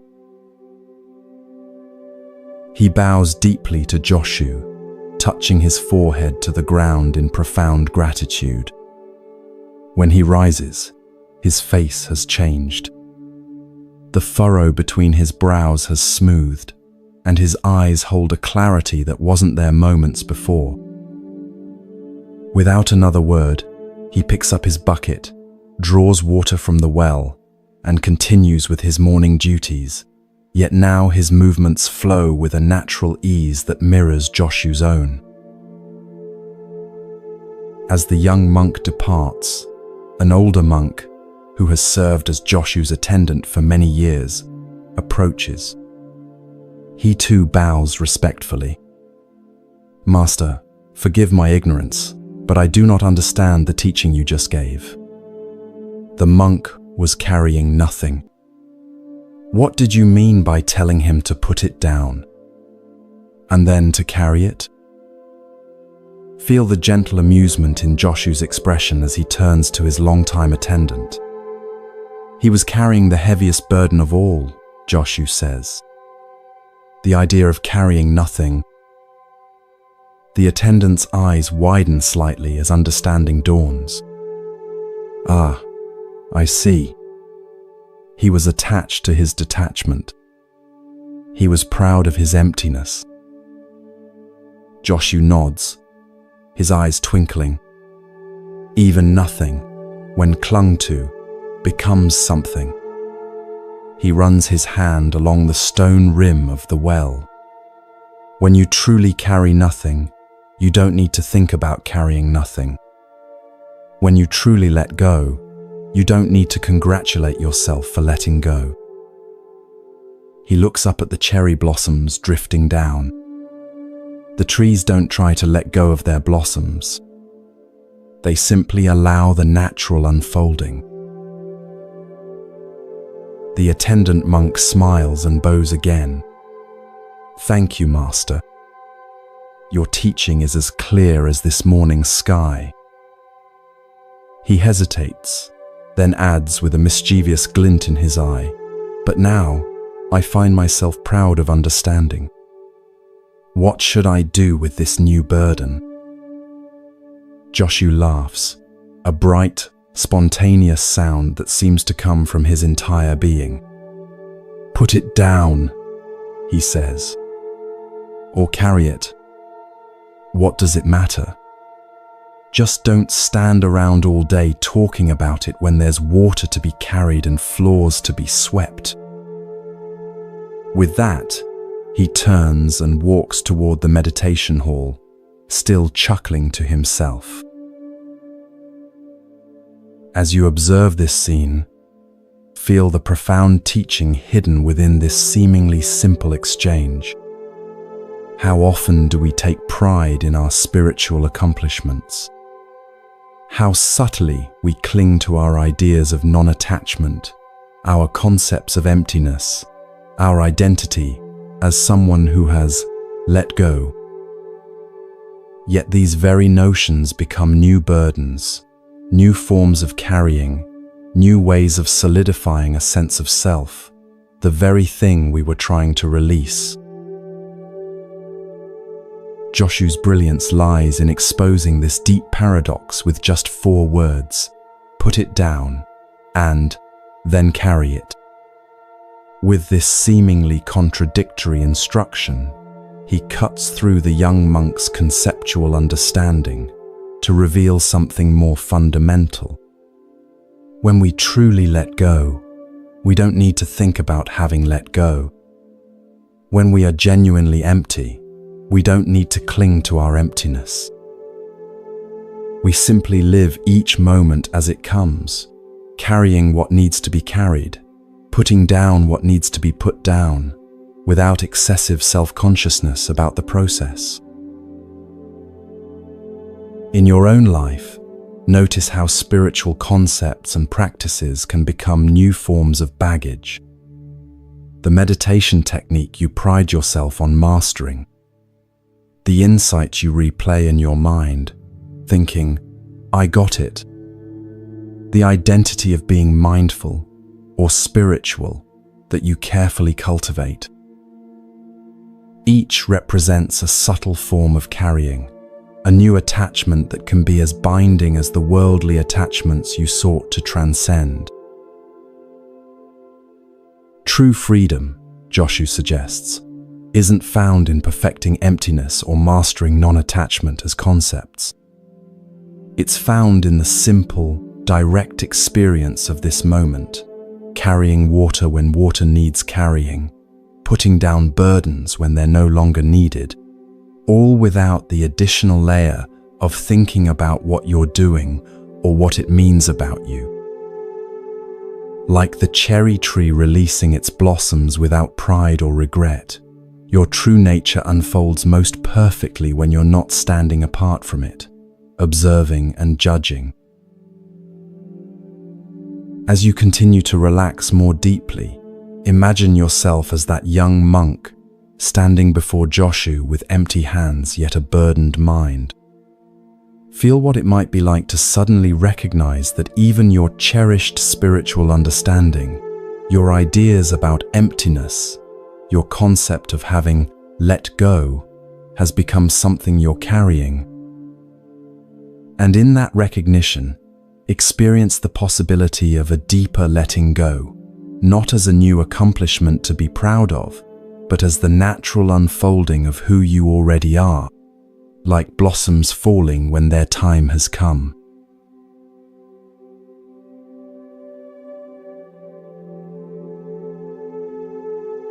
As you continue to drift deeper into this peaceful state, allow your mind to release any remaining tension. With each breath, you're sinking further into relaxation, your body becoming heavier, your thoughts growing quieter. Now, travel with me to 19th century Japan, to a temple where an unusual master teaches through his every action, even when no words are spoken. You find yourself walking along a shaded mountain path on a sweltering summer day. The cicadas' persistent chorus fills the air, their sound rising and falling like waves of heat. Feel the warm breeze against your skin, carrying the sweet scent of summer grasses and distant rain. Sweat beads on your forehead and trickles down your back as you climb the stone steps leading to the temple. Around you, maple trees provide occasional patches of shade, their green leaves motionless in the still afternoon air. As you approach the temple entrance, you notice two young monks sitting on the wooden veranda. They wear simple cotton robes appropriate for the season, their sleeves rolled up against the heat. Small fans move listlessly in their hands, creating more gesture than breeze. Their faces glisten with perspiration as they quietly discuss something that seems to puzzle them both. Drawing closer, you overhear fragments of their conversation. "Even today, in this heat," one says, shaking his head in disbelief. "All 9 layers," replies the other, "without fail, regardless of the season." They pause as they notice your presence, offering respectful nods before returning to their hushed discussion. Step now through the temple gate into a small courtyard paved with smooth stones. The afternoon sun has turned this space into a crucible, heat radiating from every surface. Even the stone lanterns and carefully pruned shrubs seem to wilt under the oppressive temperature. Yet despite this furnace-like atmosphere, you notice something extraordinary happening in the center of the courtyard.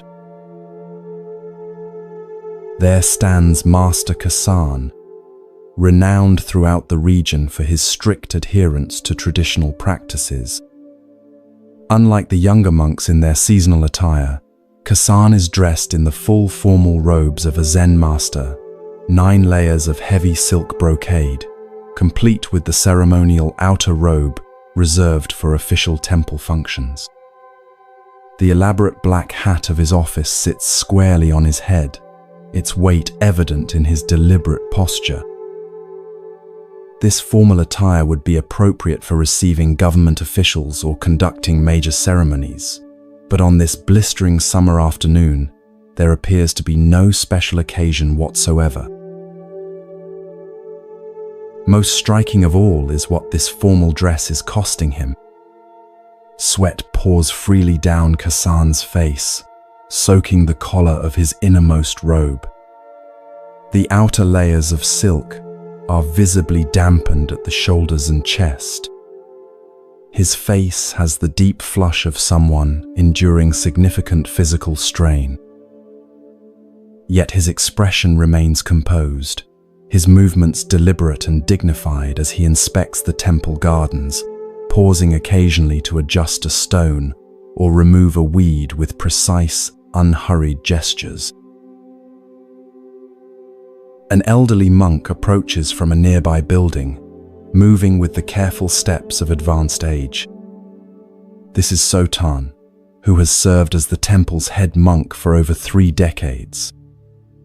His simple summer robe hangs loosely on his thin frame, yet he carries himself with natural dignity that requires no formal attire. He bows to Master Kasan, then gestures toward the temple's meditation hall. "Master, the afternoon instruction period will begin shortly," he says, his voice carrying the slight quaver of elderly years. "Perhaps today, given the exceptional heat, you might consider more comfortable attire. The students would surely understand." Kasan turns to his old friend, his face serious but not stern. Beads of sweat continue to trace paths down his temples and cheeks. "Thank you for your concern, Sotan," he replies. "But I will continue as always." Sotan nods, unsurprised by the response. This is clearly a conversation they have had many times before. He bows again and begins to turn away, then pauses. "The new students are asking questions," he says quietly. "They wonder why you insist on full ceremonial robes, even on days when no ceremonies are conducted and no visitors are expected." A subtle smile appears at the corners of Kasan's mouth. "And what do you tell them?" "I tell them to observe carefully and find the answer in their own practice," replies Sotan. "But I confess, even after 30 years, I sometimes wonder myself about the necessity of such formality in private moments. Feel the weight of this honest exchange between 2 men who have dedicated their lives to the same path, yet approach it differently." Kasan does not immediately respond. Instead, he reaches up to adjust his ceremonial hat, which has slipped slightly from the moisture of his perspiration. His hands, you notice, move with the same careful precision he would use in a formal ceremony before distinguished guests. The distinction between public and private is where many go astray, Kasan finally says. When we believe we can be one person before others and another when alone, we create division where there should be wholeness. He gestures to his elaborate robes. These are not for show, though they may serve that purpose as well. They are a constant reminder of the dignity of the Dharma I have vowed to uphold. Sotan nods thoughtfully. Yet Buddha himself adopted simple robes, abandoning royal garments. And in doing so, he was completely authentic to his path, responds Kasan without hesitation. I do not wear these robes because tradition demands it, though tradition does indeed demand it. I wear them because they help me remember who I have chosen to be, moment by moment. He smiles fully now, despite the rivulets of sweat continuing to course down his face. Besides, discomfort is an excellent teacher. It quickly reveals any attachment to personal comfort that might remain. A bell sounds from the meditation hall, its clear tone cutting through the heavy summer air. With a final bow to each other, the 2 elderly monks begin walking toward the sound. You notice that despite his many heavy layers, Kasan moves with remarkable fluidity, as if the weight of the robes has become so familiar that it is no longer separate from his own body. Sotan walks beside him, his simpler attire no less dignified in its own way. As they pass, the 2 young monks Still sitting on the veranda, Kasan pauses. When the rain falls, does it fall only on formal occasions? He asks them. When the sun rises, does it rise only for important events? Nature maintains its dignity without regard for who is watching.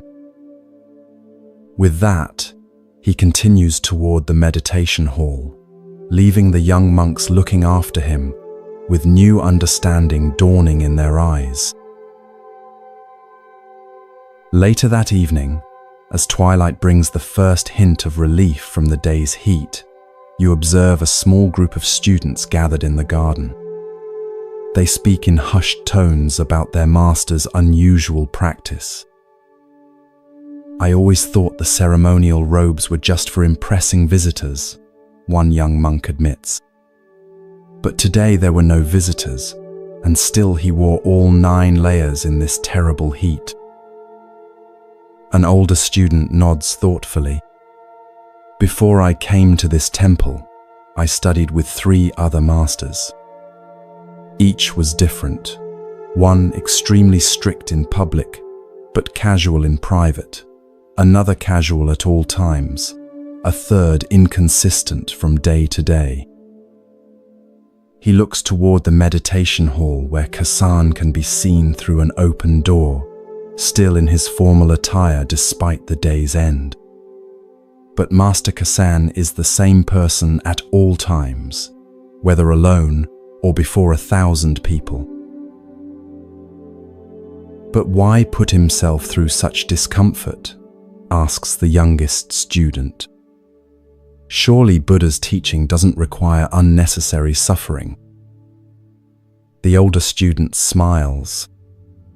Have you noticed that despite the heat and the heavy robes, the master never complains, never mentions his discomfort, never draws attention to his sweat or seeks sympathy? He gestures toward Kasan's distant figure. The robes are heavy, yes, but he carries them lightly. That is the true teaching. As darkness falls and lanterns are lit around the temple grounds, you find yourself reflecting on Kasan's uncommon dedication. His practice goes beyond mere rule following or tradition for tradition's sake. There is something profound in his refusal to distinguish between public and private moments, in his commitment to embodying his role completely, rather than putting it on and taking it off like a costume. The sweat that soaks his ceremonial robes becomes not a sign of foolish stubbornness, but a testament to extraordinary integrity. This story invites us to examine the consistency of our own practice. How often do we present one face to the world and another in private? How frequently do we compromise our deepest values when no one is watching? How readily do we abandon our commitments when they become uncomfortable or inconvenient? Kasan's sweat-soaked robes challenge us to consider what it might mean to live with complete authenticity, not performing for others, but fully embodying our chosen path in every moment. The formality of Kasan's practice might seem extreme, even unnecessary. Yet there is profound wisdom in his refusal to divide life into important moments that deserve our full attention and ordinary moments where we can relax our awareness. Through his consistent commitment, regardless of physical comfort or who might be watching, he demonstrates that the deepest practice is not a part-time endeavor, but a continuous unfolding of our truest self. Every moment becomes sacred when approached with such unwavering presence. As you drift deeper into relaxation, consider where in your own life you might wear different robes, depending on who is watching. Notice the subtle divisions between your public and private selves, the values you espouse, and those you actually live by when no one is looking. Kassan's lesson isn't about maintaining rigid formality or unnecessary discomfort, but about the profound freedom that comes from undivided authenticity, from being wholly yourself in every circumstance, carrying your commitments with the same care, whether in solitude or before the world.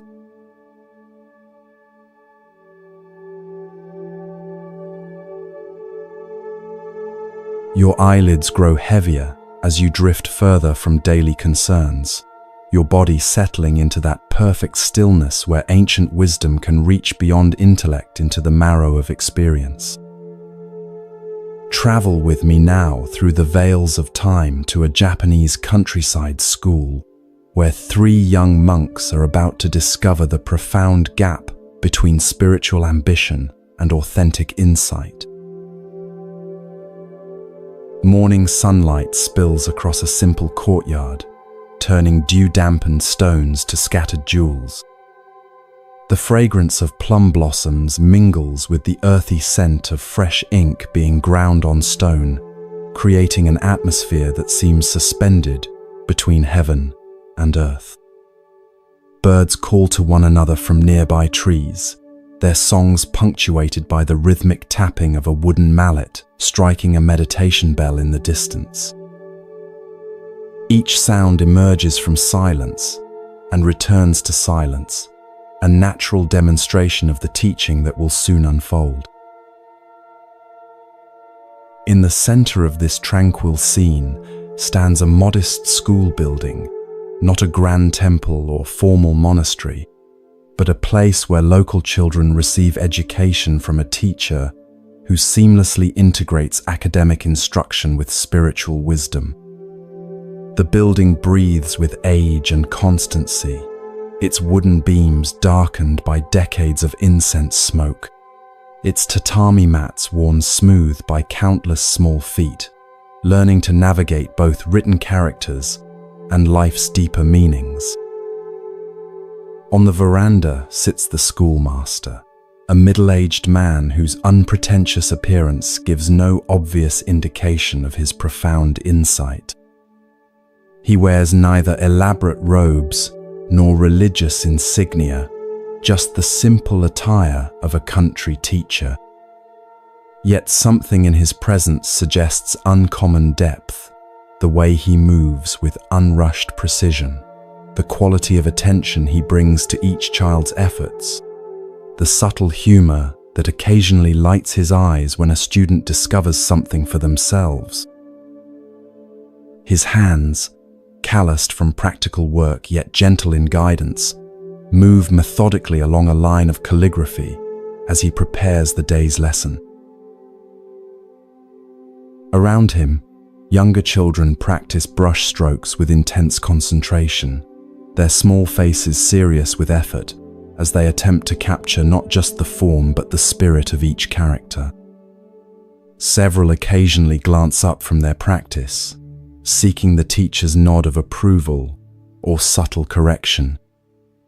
The relationship between master and students feels neither rigidly hierarchical nor carelessly casual, but balanced in that perfect middle ground where true learning thrives.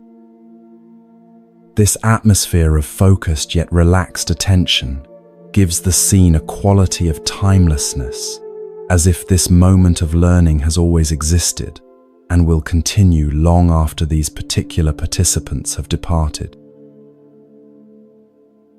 The peaceful rhythm of the morning shatters as 3 older boys, perhaps 14 or 15 years old, burst into the courtyard, their faces flushed with excitement that seems wildly out of place in this contemplative setting. These are the schoolmaster's senior students, who should have been practicing meditation in the small temple hall attached to the school grounds. Their unexpected return and obvious agitation immediately disrupts the younger children's concentration. Small heads turn from carefully formed characters to witness this unusual interruption, brushstrokes forgotten as the drama unfolds. The tallest boy, clearly the unofficial leader of the trio, hurries toward the schoolmaster with barely contained excitement. His bow, normally a gesture of mindful respect, is performed with such hasty impatience that it becomes almost a parody of the form. "Teacher, teacher," he calls, his voice far louder than appropriate for the setting. The most extraordinary thing has happened during our meditation.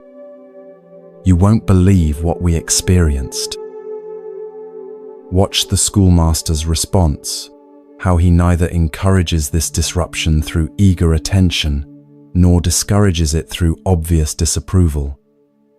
His face registers neither annoyance at the interrupted lesson, nor excitement at the boys' news. He simply turns toward them with complete presence, creating a space where whatever unfolds can be met with equanimity. "What has brought you here in such a state?" he asks, his voice modulated to gentle the excited energy the boys have introduced into the contemplative morning. The second boy steps forward, words tumbling over each other, in his eagerness to share. "We were meditating as you instructed, focusing on the lives of the ancient sages as you taught us last week." His hands gesture animatedly, physicalizing the mental excitement he cannot contain. Then something miraculous happened. I found myself transported in my mind to the presence of Confucius himself. It was as if I traveled through time. He spoke to me directly, sharing wisdom that isn't written in any of the texts we've studied. Feel the ripple of awe that passes through the younger students at this extraordinary claim. Their brushes lie forgotten as wide eyes move between the breathless storyteller and their teacher, seeking confirmation that such miraculous communication is indeed possible. A few whisper behind cupped hands, their expressions combining wonder with the first seeds of skepticism that mark developing discernment. The third boy, not to be outdone, quickly adds his own supernatural encounter. "That's nothing compared to my experience," he interjects, stepping slightly in front of his companion. Lao Tzu himself appeared before me, revealing secret teachings about the Tao that have never been written down. He showed me visions of perfect harmony between heaven and earth, and explained the true meaning of the uncarved block. As he speaks, his chest visibly expands, with the importance of being selected for such rarefied wisdom. The first boy, clearly unwilling to be overshadowed, raises his voice to reclaim attention. "But I had the most profound experience of all," he announces, positioning himself center stage. "Buddha himself appeared before me, surrounded by golden light. He told me I have a special destiny and revealed insights that will revolutionize our understanding of his teachings."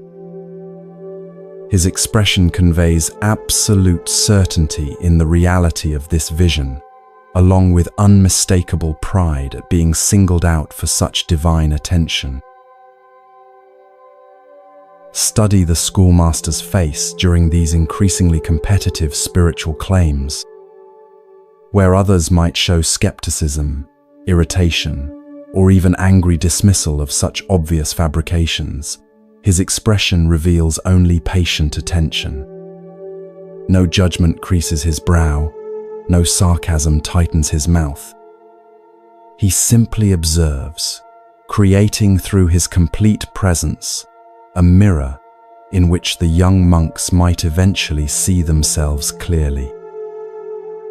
The younger students have now completely abandoned their calligraphy practice, all eyes moving between the bold storytellers and their unusually quiet teacher.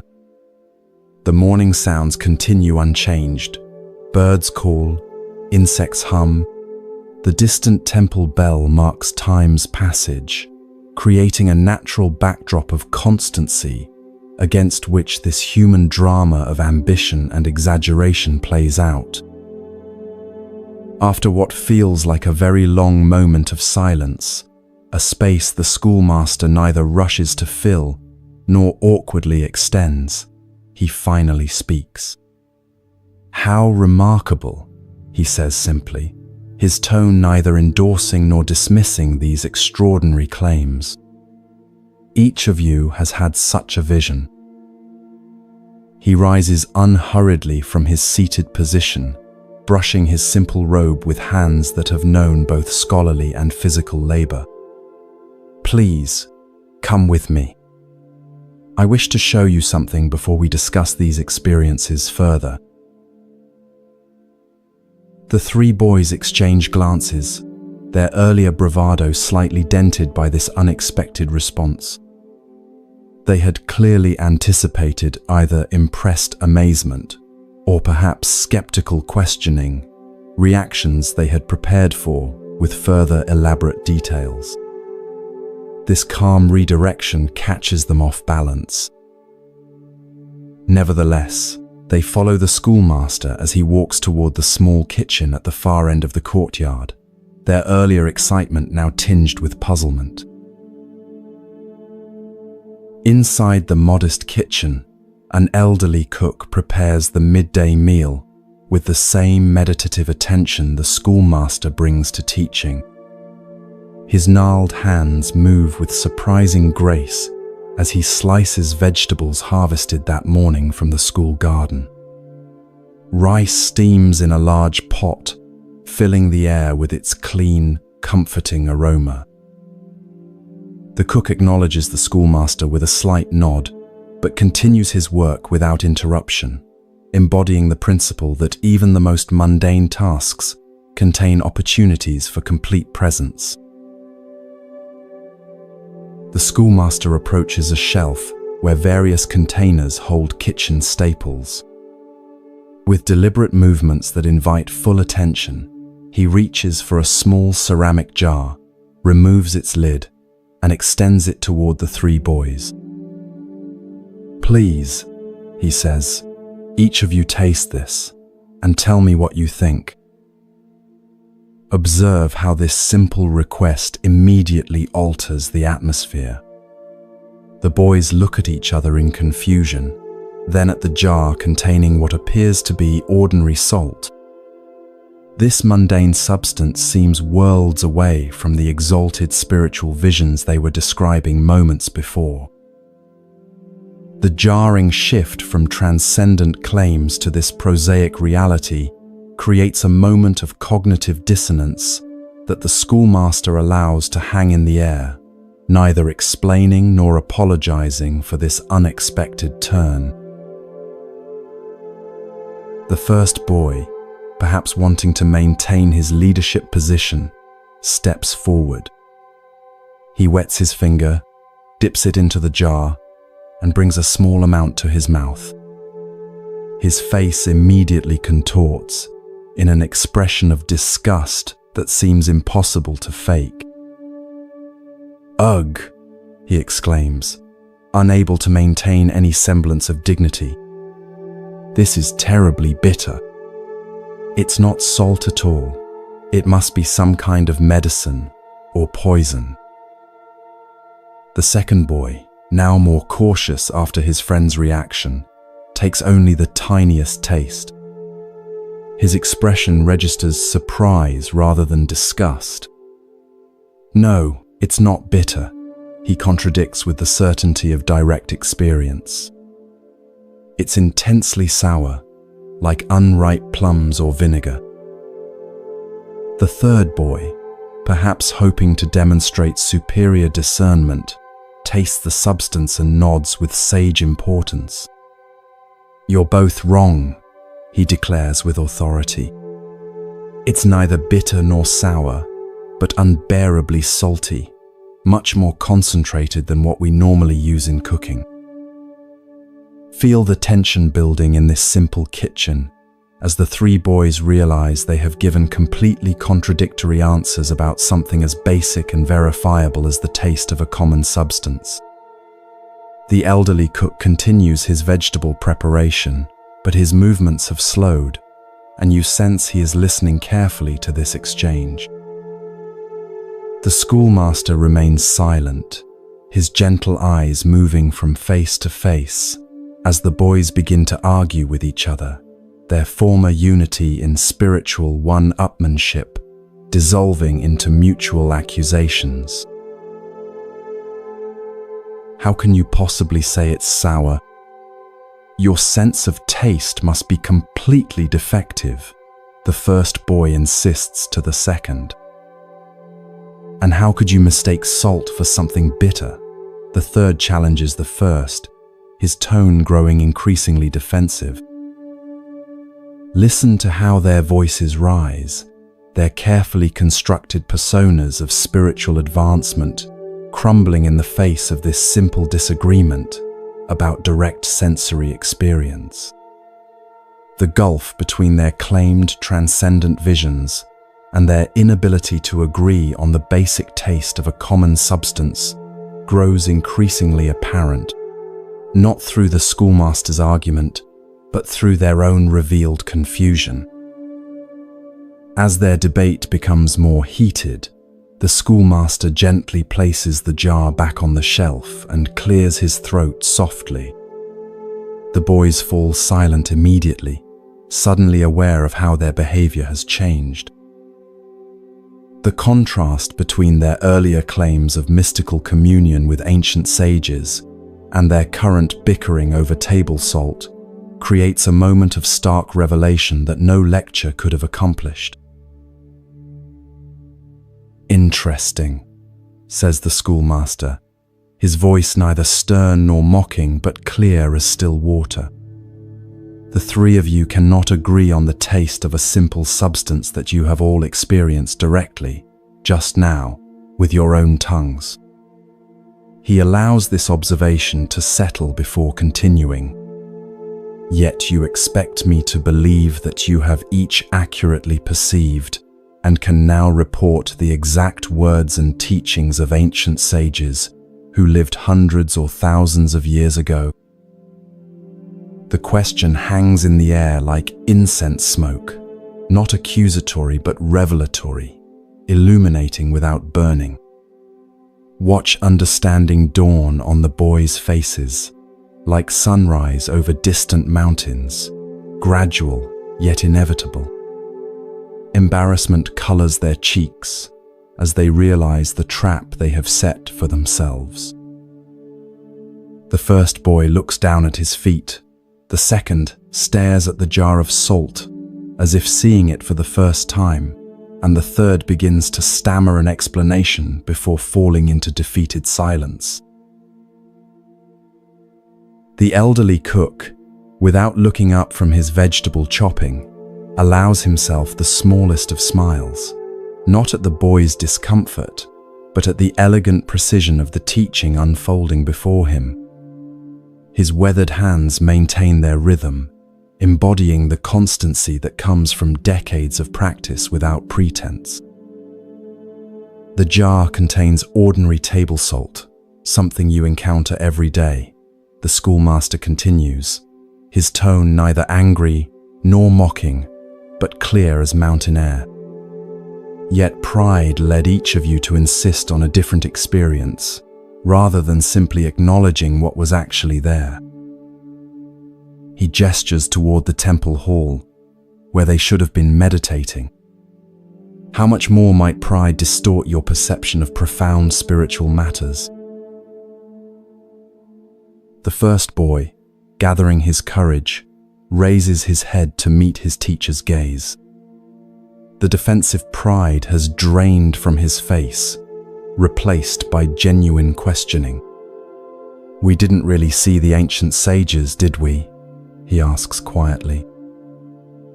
"What do you think?" replies the schoolmaster, neither confirming nor denying but returning responsibility for truth to the questioner himself. "We were competing with each other, admits the second boy, insight emerging through the cracks of his collapsed pretense, each telling a more impressive story than the last.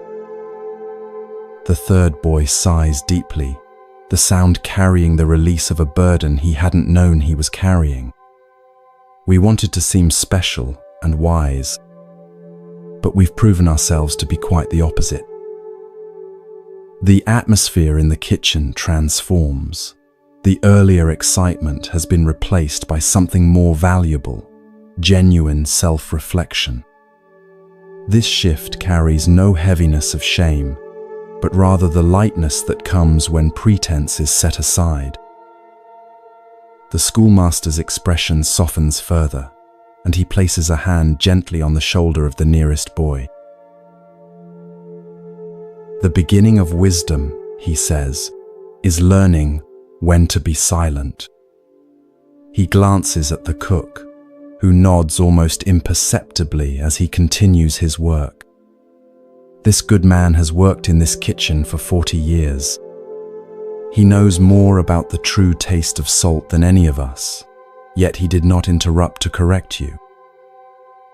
The schoolmaster smiles. Sometimes the wisest response is no response at all.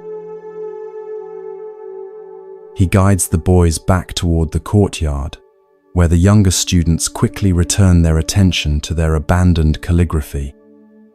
This afternoon, the schoolmaster tells the three, you will return to the meditation hall. But this time, instead of seeking visions of ancient sages, perhaps simply count your breaths and notice what is actually present. Nothing more, nothing less. His eyes twinkle with gentle humor. I suspect this humbler practice might lead to more authentic wisdom than any impressive vision. The boys bow deeply, this time with genuine respect rather than performance, and walk quietly toward the meditation hall. As they pass the younger students, there is no boasting, no dramatic tales, only the simple dignity of having learned a valuable lesson. The schoolmaster returns to his place on the veranda, watching as his students resume their practice, the peaceful rhythm of the day restored. What makes this teaching so powerful is how it addresses a universal human tendency, our eagerness to claim special understanding or experience, particularly in spiritual matters. The boys' competitive visions represent something we all recognize, the ego's attempt to appropriate spiritual practice as an achievement rather than a path of genuine discovery. We may not claim visitations from ancient sages, but we often seek validation through special experiences, insights, or states that set us apart from ordinary practitioners. The genius of the salt tasting lies in how it grounds abstract spiritual claims in immediate sensory reality. If we cannot accurately perceive and report something as simple as taste, a direct experience available to verification, how much more suspect are our claims about subtle spiritual realities? The schoolmaster doesn't deny the possibility of genuine insight or even mystical experience. He simply reveals how easily pride distorts perception, making reliable discernment impossible. Most powerful of all is the living example of the elderly cook, someone who has worked with salt daily for 40 years, yet felt no need to correct the boy's contradictory assertions. His silence embodies the lesson more eloquently than any words could have done. True knowledge often manifests not as impressive claims, but as the wisdom to remain silent when speech would only serve the ego. He knows salt so intimately that he has nothing to prove about it, a perfect demonstration of the ancient Zen saying, "Those who know do not speak, those who speak do not know." As you drift deeper towards sleep, bring gentle awareness to your own experiences of spiritual ambition. Notice how the mind seeks specialness even on the path of letting go, how easily practice can become another arena for the ego's need for recognition and distinction.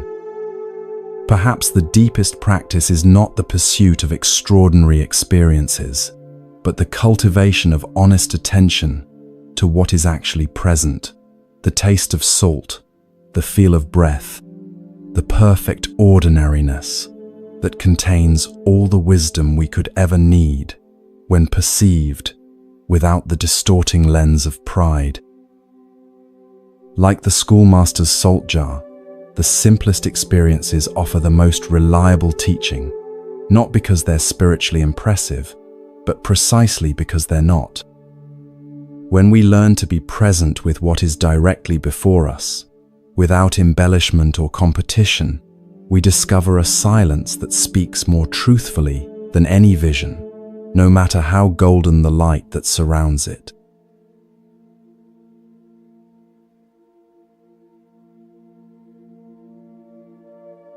To compare your spiritual path with others, or to value extraordinary insights over simple presence. Like the taste of salt, direct, immediate, and requiring no elaboration, the most profound truths are often the simplest, available in every moment, when we approach them with honest attention, rather than seeking to impress others or ourselves.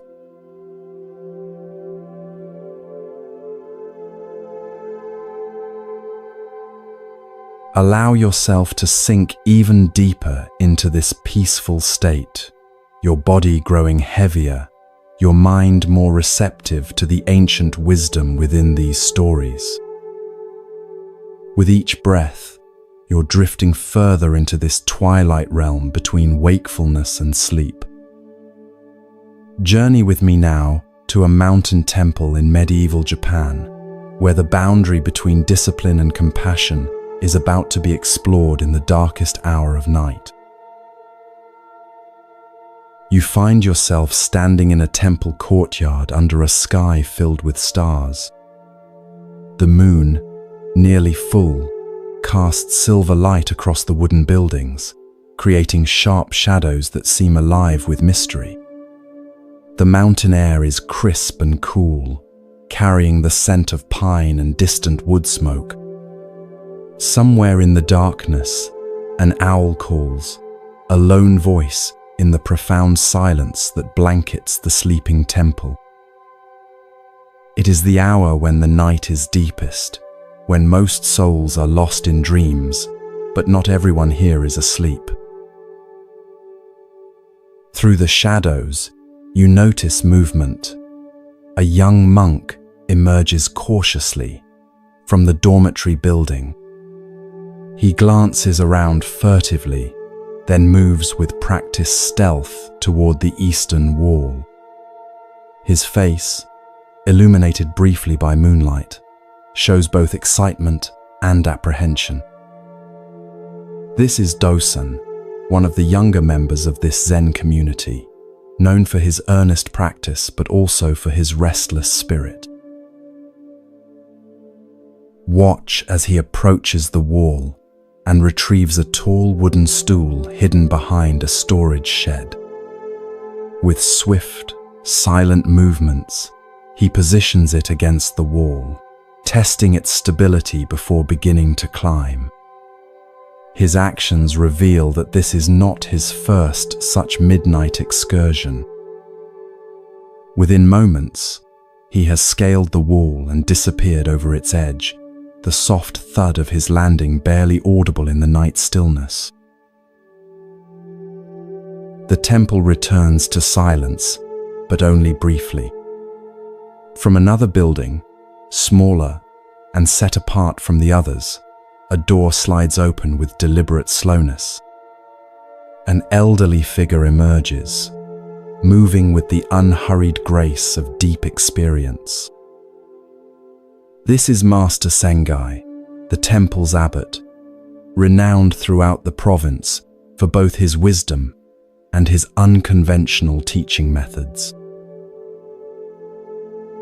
In the moonlight, you can see that despite his advanced age, Sengai's movements are fluid and precise. His eyes, bright and alert despite the late hour, immediately take in the scene: the stool against the wall, the disturbed gravel where Dosan landed on the other side. Unlike many senior teachers who might delegate discipline to junior monks, Sengai approaches the wall himself. With a slight smile playing at the corners of his mouth, he removes the stool, places it out of sight, and then does something unexpected. He positions himself exactly where the stool had been, standing perfectly still against the wall. Time passes. The moon continues its arc across the star-filled sky, the temple buildings casting gradually shifting shadows across the courtyard. An hour, perhaps two, goes by before you hear soft footsteps approaching from the other side of the wall. Dosan has returned from whatever nighttime adventure called him from his proper place. You hear a barely audible grunt as the young monk leaps to grasp the top of the wall, pulling himself up with the strength of regular physical training. As he perches momentarily on the wall's edge, his expression is one of satisfied relief. He has once again managed his secret departure and return without detection. Then, looking down to where he expects to find his hidden stool, his face transforms into pure shock. In the stool's place stands Master Sengai, looking up at him with those penetrating eyes that seem to miss nothing. The young monk freezes, caught literally between the outside world and the temple, unable to retreat or advance. His face drains of color, even in the silvery moonlight. This is the moment he has feared: discovery, shame, perhaps expulsion from the community he has, despite his wandering ways, come to cherish. Feel the weight of this tense silence, the young monk trapped atop the wall, the elderly master standing calmly below, neither speaking as the night holds its breath around them. Dosan's mind must be racing with explanations, excuses, apologies, yet before he can voice any of them, Master Sengai does something completely unexpected. "It is very chilly in the early morning," Sengai says quietly, his voice carrying easily in the night stillness. "Be careful not to catch cold yourself." With that simple statement, neither accusation nor sermon, Sengai turns and walks back toward his quarters, leaving the stunned young monk still perched atop the wall. No punishment is announced, no lecture delivered, no demand for explanation or apology. Just that single expression of concern for the young man's well-being. After a moment of frozen disbelief, Dosan jumps down into the courtyard, landing more heavily than before, no longer concerned with stealth. His face reveals a complex mixture of emotions: relief at escaping immediate punishment, confusion at the master's unexpected response, and the first dawning of a deeper understanding. He stands there for several long moments, looking in the direction where Sengai has disappeared, then slowly makes his way back to the dormitory, his footsteps much heavier than during his earlier departure. The next evening, as twilight deepens into night, you notice Dosan sitting in meditation on the veranda of the main hall, long after the other monks have retired. His face shows the marks of someone who has slept little but thought much. As the first stars appear in the darkening sky, Master Sengai emerges from his quarters and, noticing the solitary figure, approaches without hurry. No words are exchanged as the elderly teacher sits beside his troubled student. Finally, Dosan breaks the silence, his voice barely above a whisper. "Master, I have broken the temple rules. I have left without permission many times to visit the town. Why did you not punish me?" Feel the genuine confusion in his question, how sometimes compassion can be more destabilizing than harsh discipline when we believe we deserve punishment. Sengai doesn't immediately answer, allowing the question to hang in the evening air. "Tell me," he finally says, "what did you seek in the town that you could not find within these walls?" Dosan looks down at his hands.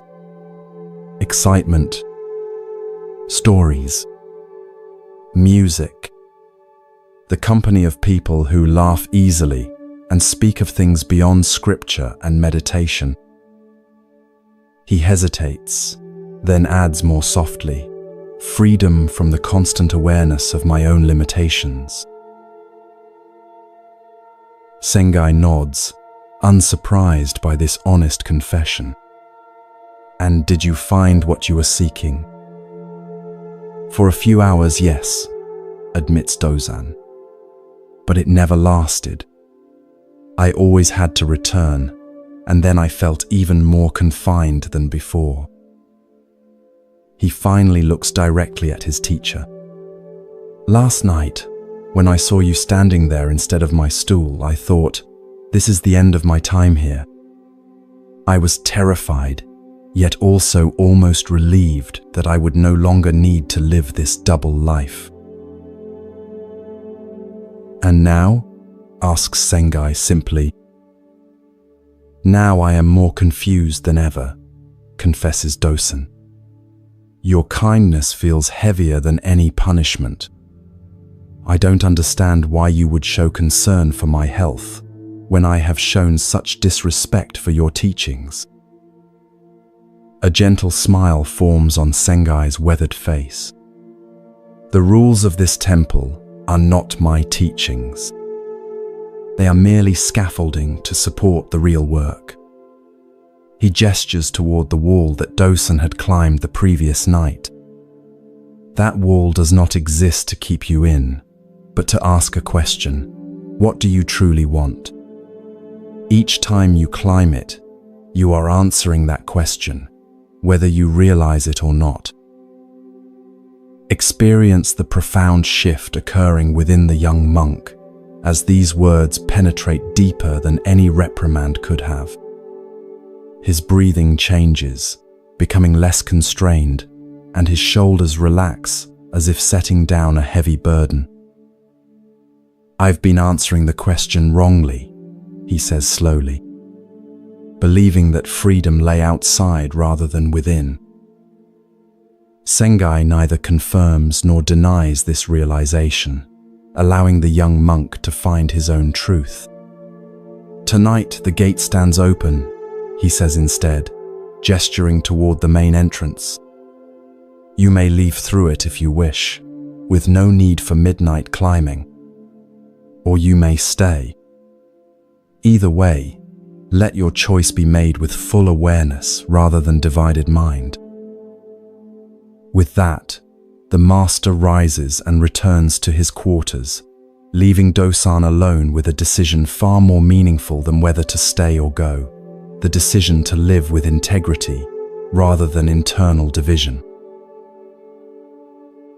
As night fully embraces the temple, you observe Dosan rise from the veranda and walk, not toward the open gate, but toward the meditation hall, where he enters and assumes the posture of zazen. His face now holds a new quality, not the forced concentration of one trying to escape himself through discipline, but the natural attention of someone who has glimpsed a more authentic kind of freedom. The midnight excursions never resume, not because the wall has become higher, but because the questions that drove them have been transformed through compassionate understanding rather than rigid enforcement. This story reveals the subtle wisdom of Sengai's approach to discipline.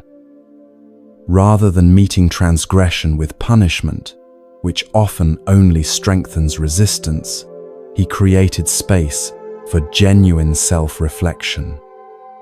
His unexpected compassion forced Dozan to confront the deeper questions beneath his behavior. Instead of externally imposing rules, Sengai invited the young monk to discover his own authentic commitment. In our own lives, we often create similar divisions, presenting one face to the world while secretly pursuing desires that conflict with our stated values. We climb walls of our own making, seeking freedom or fulfillment in places that ultimately cannot provide it. Like Dosan, we may find that what we're truly seeking is not outside ourselves, but in the integrity that comes from aligning our actions with our deepest values. As you drift deeper into relaxation, consider where you might be living with such division, where you might be climbing walls at midnight rather than walking through the open gate of honest self-examination. Notice how exhausting this double life can be, and how much energy is freed when we bring our hidden longings into the light of awareness. The most profound freedom, this story suggests, comes not from escaping our commitments, but from engaging them with our whole being, no longer divided against ourselves, but present and integrated in each choice we make.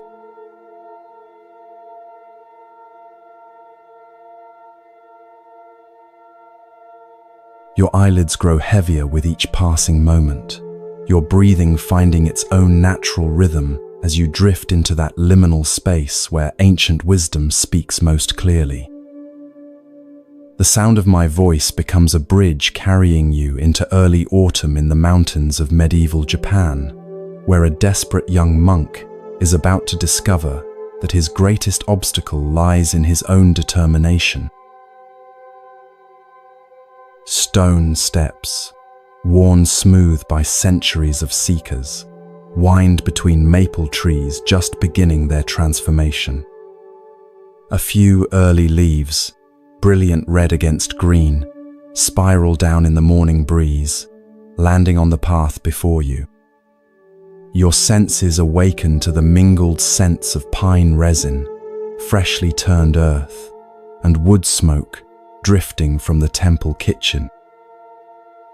The air carries that particular autumn quality, neither the oppressive heat of summer nor the sharp bite of winter, but the perfect balance between extremes, as if nature herself were demonstrating the middle path. Beyond a simple wooden gate stands a garden where temple monks cultivate vegetables and medicinal herbs. Their hands move with unhurried precision, fully present to the work of preparing soil for winter planting. Nearby stands a modest building set apart from the main temple hall, a space both humble and dignified, like its occupant. Slide open the paper door just enough to peer inside, where morning light streams through east-facing windows, illuminating dancing dust particles and falling across a worn writing desk. Master Sengai kneels before this desk, his elderly frame still maintaining perfect posture without visible effort. Though his hair has long since turned white, his movements possess a fluid vitality that many younger monks envy. Spread before him are the tools of his other mastery: brush, inkstone, and rice paper, arranged with casual precision. His calligraphy and ink paintings are treasured throughout the province, not for technical perfection, but for the way they somehow capture the very essence of Zen understanding in a single brush stroke. The conversation already in progress draws your attention to the second figure in the room, a young monk named Taiko, whose intense expression reveals both sincere dedication and profound inner turmoil. His hands grip his knees with white-knuckle intensity. His entire body, a study in barely contained desperation. Even his meditation posture, technically correct, betrays the strain of someone forcing himself toward enlightenment through sheer determination. "Master," he pleads, his voice tight with frustration. "I have been practicing for 3 years without missing a single day.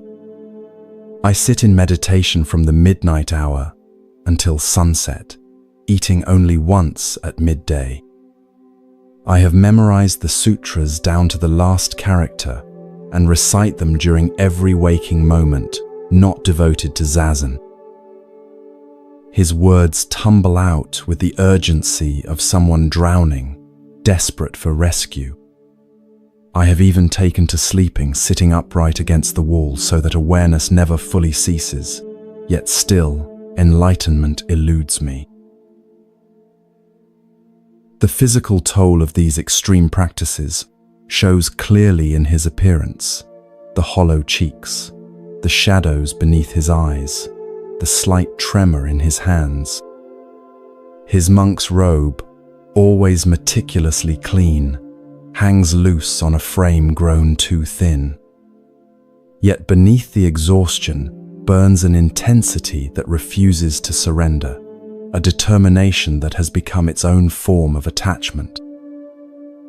"And what has this rigorous practice brought you?" Sengai asks, his voice carrying neither criticism nor praise, just genuine curiosity. "Exhaustion," Taiko admits, the word itself seeming to deepen the lines on his young face. "Pain in my body that never ceases. A mind that grows more agitated rather than less.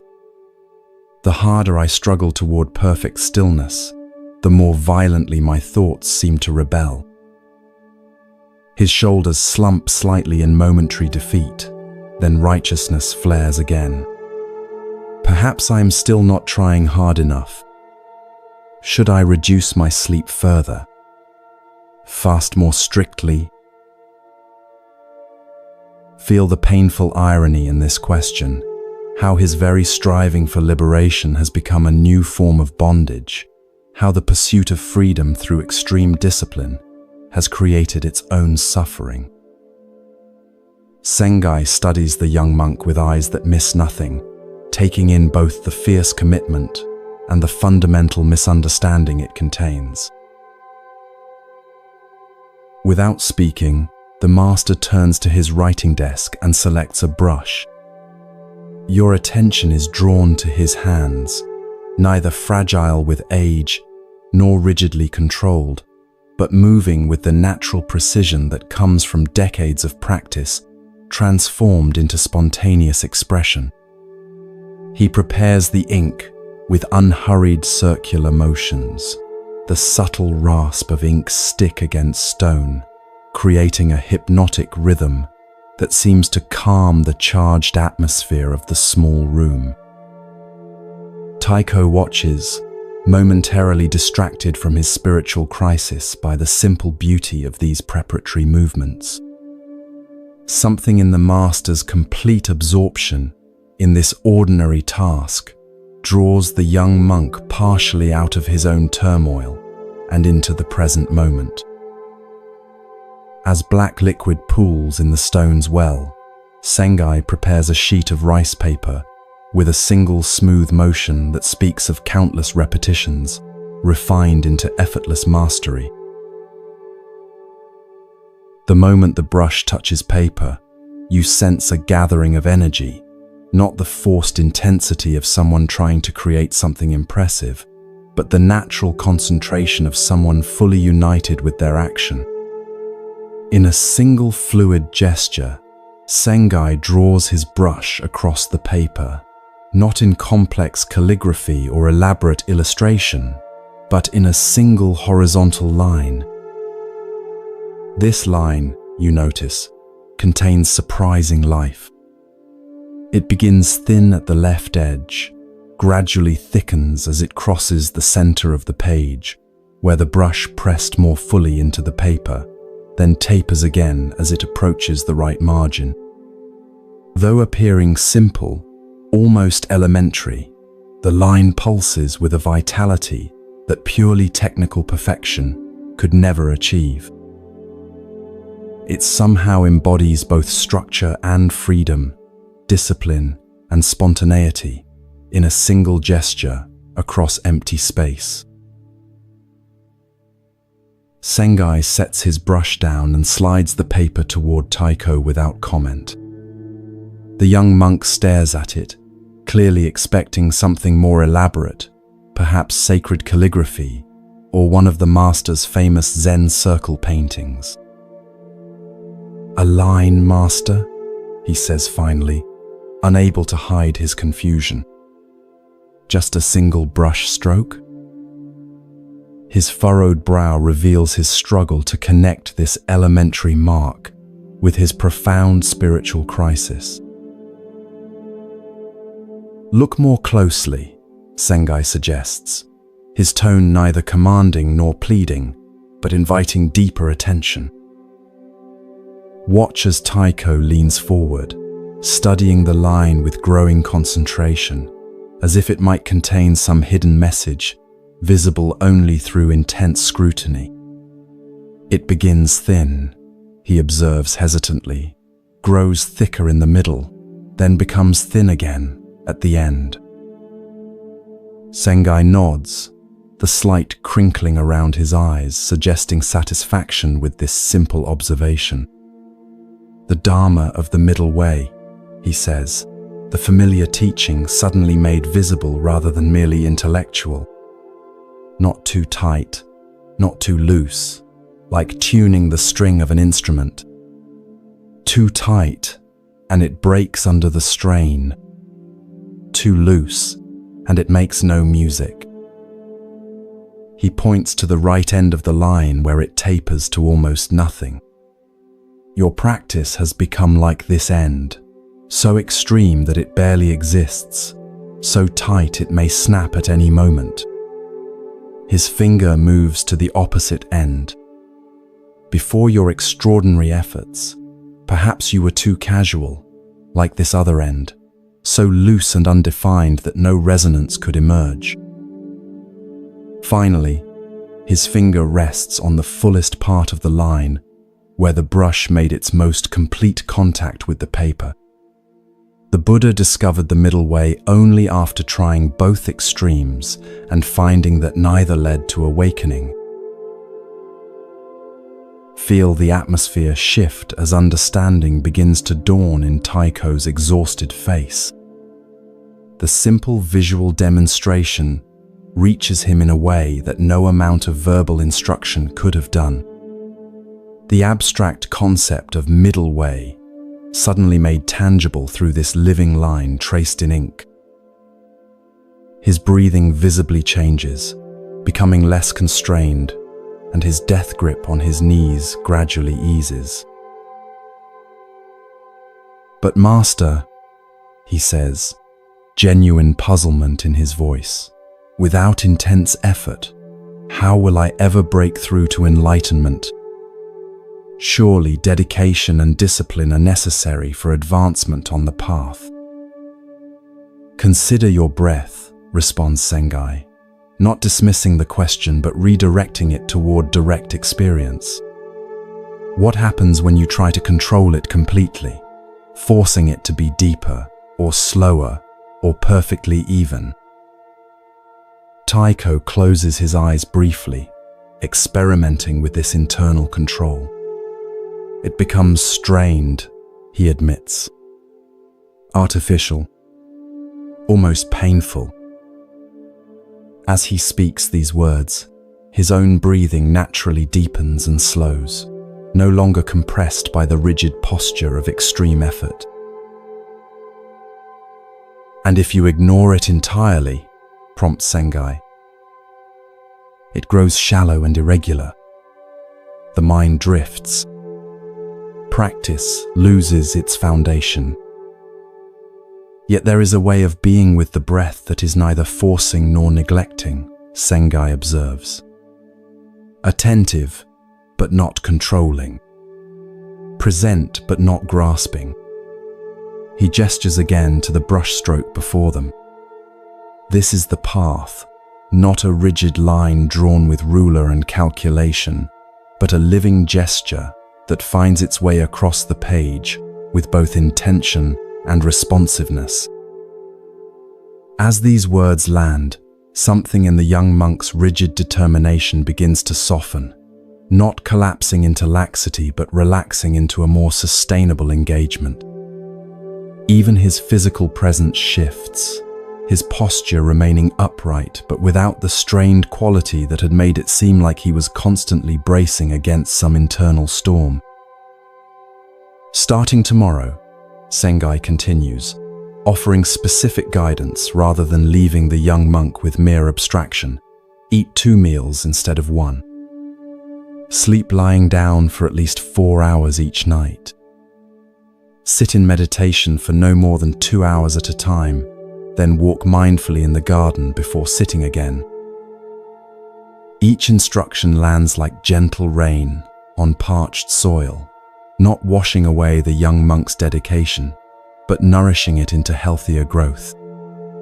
And instead of filling every moment with sutra recitation, allow some time each day for your mind to simply rest in open awareness, neither pushing thoughts away nor becoming entangled in them. Doubt flickers across Taiko's face, the habitual resistance of someone who has come to equate suffering with progress. But isn't that too easy, Master? The word easy carries all his fear that moderation might mean mediocrity, that balance might be merely compromise. Sengai's laughter fills the small room, not mockery but genuine delight at the perfect mirror this question provides.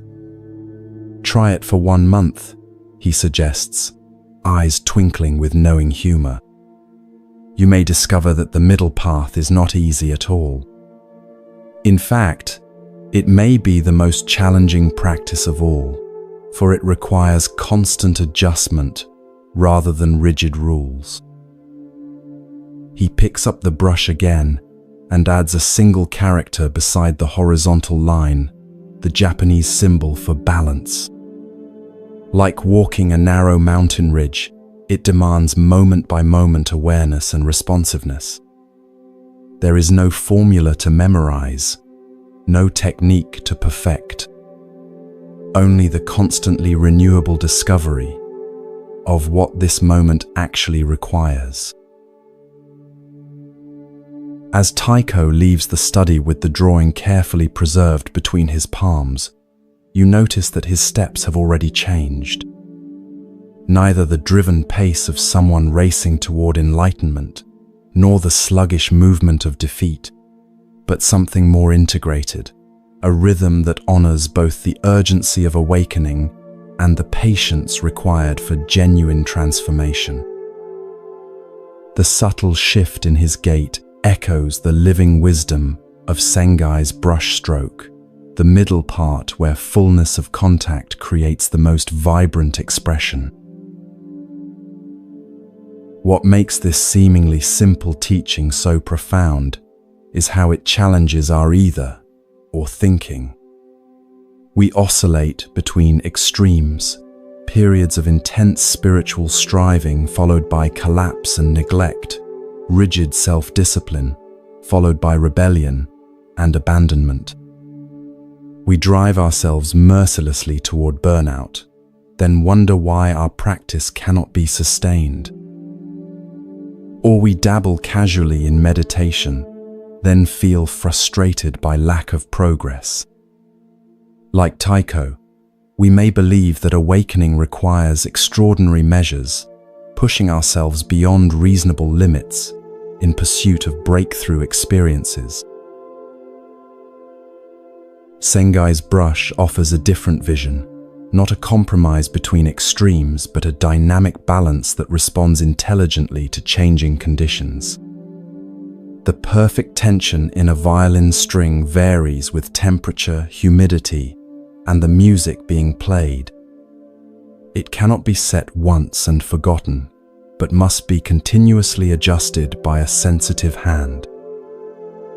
So too with our practice, which requires not rigid formulas, but constant attunement to what supports rather than hinders genuine growth. Tonight, as you drift towards sleep, notice where your own tendencies toward extremes might be creating unnecessary suffering. Perhaps you drive yourself relentlessly in some area of life, mistaking exhaustion for progress. Or maybe you've abandoned practices that once nourished you because maintaining perfect consistency seemed impossible. Sengai's brushstroke invites you to consider a third way, neither pushing beyond sustainable limits nor giving up entirely, but finding the sweet spot where effort and ease complement rather than oppose each other. Like the breath that continues whether you control it or ignore it, this middle way has always been available, not as a dramatic breakthrough, but as the natural rhythm that sustains life itself. Your body already knows this wisdom. Your heart neither races continuously nor stops between beats, but finds the perfect pace for each moment's needs. Your lungs neither hyperventilate nor cease breathing, but adjust naturally to changing demands. These organic systems have been practicing the middle path since your first breath, showing by example what the young monk had to learn through exhaustion and a master's simple brushstroke, that harmony emerges not from unyielding rigidity or formless abandon, but from the dynamic balance that dances between them.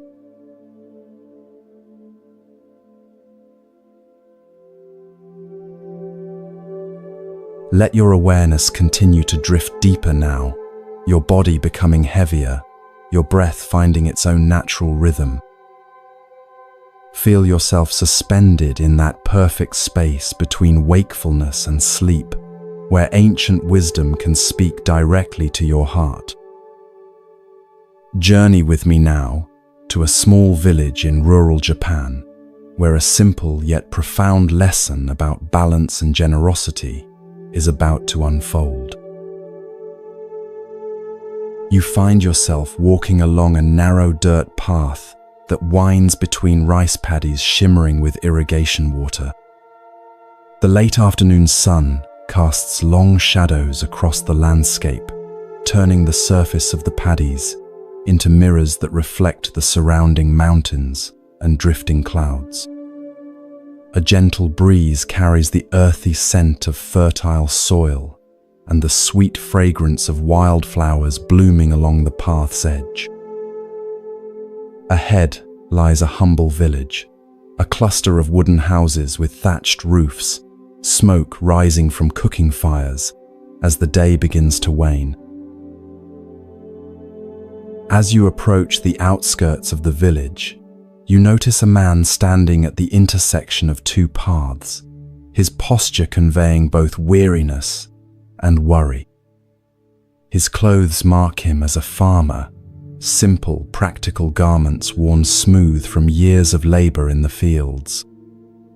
His weathered hands and sun-darkened face speak of a life spent working outdoors, yet it is not physical exhaustion that troubles him now, but something deeper. This is Takeo, a respected member of the village known for his diligence and kindness.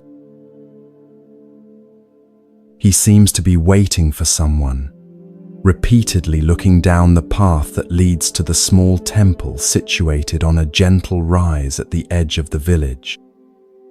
Relief washes over his face as he spots a figure approaching, an elderly monk walking with unhurried steps, a bamboo hat shielding his face from the afternoon sun.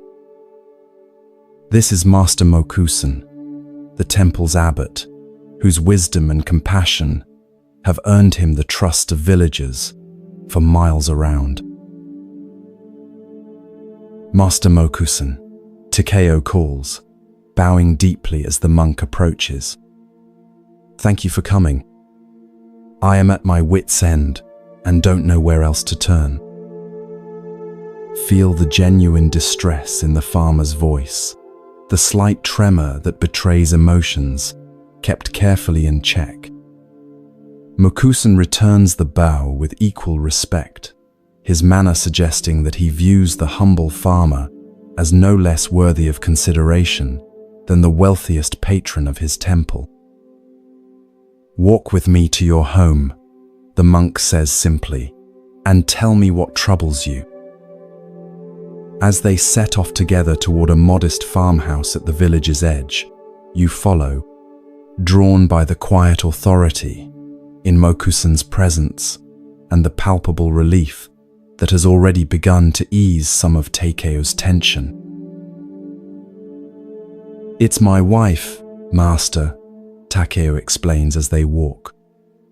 She is a good woman in many ways, hard-working, devoted to our children, skilled in managing our household. He hesitates, choosing his words carefully. But there is one quality that has brought increasing discord to our home. She is extraordinarily tight with our resources. Mokusan listens attentively, his lined face revealing neither judgment nor surprise. Tell me more, he encourages gently. It goes far beyond reasonable thrift, continues Takeo. Though our harvest has been plentiful these past 3 years, she keeps our children in clothes they've long outgrown. Our neighbors receive no help from us in times of need, though we have rice to spare. Even the temple offerings have become smaller each month, despite our increasing good fortune. His voice drops lower. Last week, my eldest son fell ill, yet she hesitated to call the doctor, fearing the cost. The monk nods thoughtfully. And you have spoken to her about these concerns? Many times, sighs Takeo. She listens politely but insists she is only being prudent, protecting our family against future hardship. My words seem to make no impression. He looks directly at Mokusan, his eyes reflecting both frustration and hope. The harmony of our home is suffering, Master. Our children are learning lessons I do not wish them to learn about the value of money over compassion. As they approach the farmhouse, the door slides open to reveal a woman in her middle years, Takeo's wife, Akiko.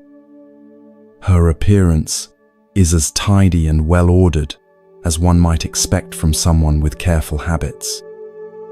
Her kimono, though simple, is meticulously clean and perfectly arranged. Her hair is pulled back in a practical style that frames a face more handsome than beautiful, with intelligent eyes that miss very little. Those eyes now widen slightly at the sight of the temple master accompanying her husband. "Master Mokusan," she exclaims, quickly composing her features and bowing deeply. "What an unexpected honor. Please, enter our humble home." Though her words are perfectly polite, you sense a wariness in her manner, a subtle stiffening as she glances questioningly at her husband. Watch now as she hurriedly prepares for this important visitor, laying out the family's best cushions, though you notice they are somewhat worn, bringing forward a small tray with tea things, efficiently arranging everything with practiced movements that waste no motion. Her hands, you observe, are strong and capable, not delicate like a noblewoman's, but beautiful in their own way, testifying to years of skilled work managing her household. Yet there is something tight in her movements, as if she holds herself in careful check at all times. When she serves the tea, you notice how precisely she measures the leaves, not a single flake more than necessary, though not so little as to appear inhospitable.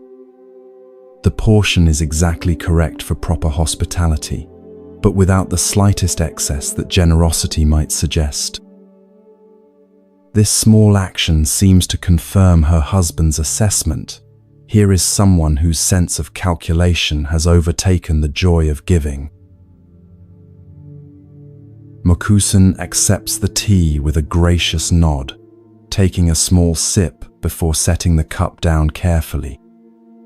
His eyes, kind but remarkably perceptive, observe Akiko as she settles herself across from him, her posture perfect but slightly rigid. "You have a beautiful home," the monk comments, gesturing to the spotless room with its simple but orderly furnishings. Everything in its proper place.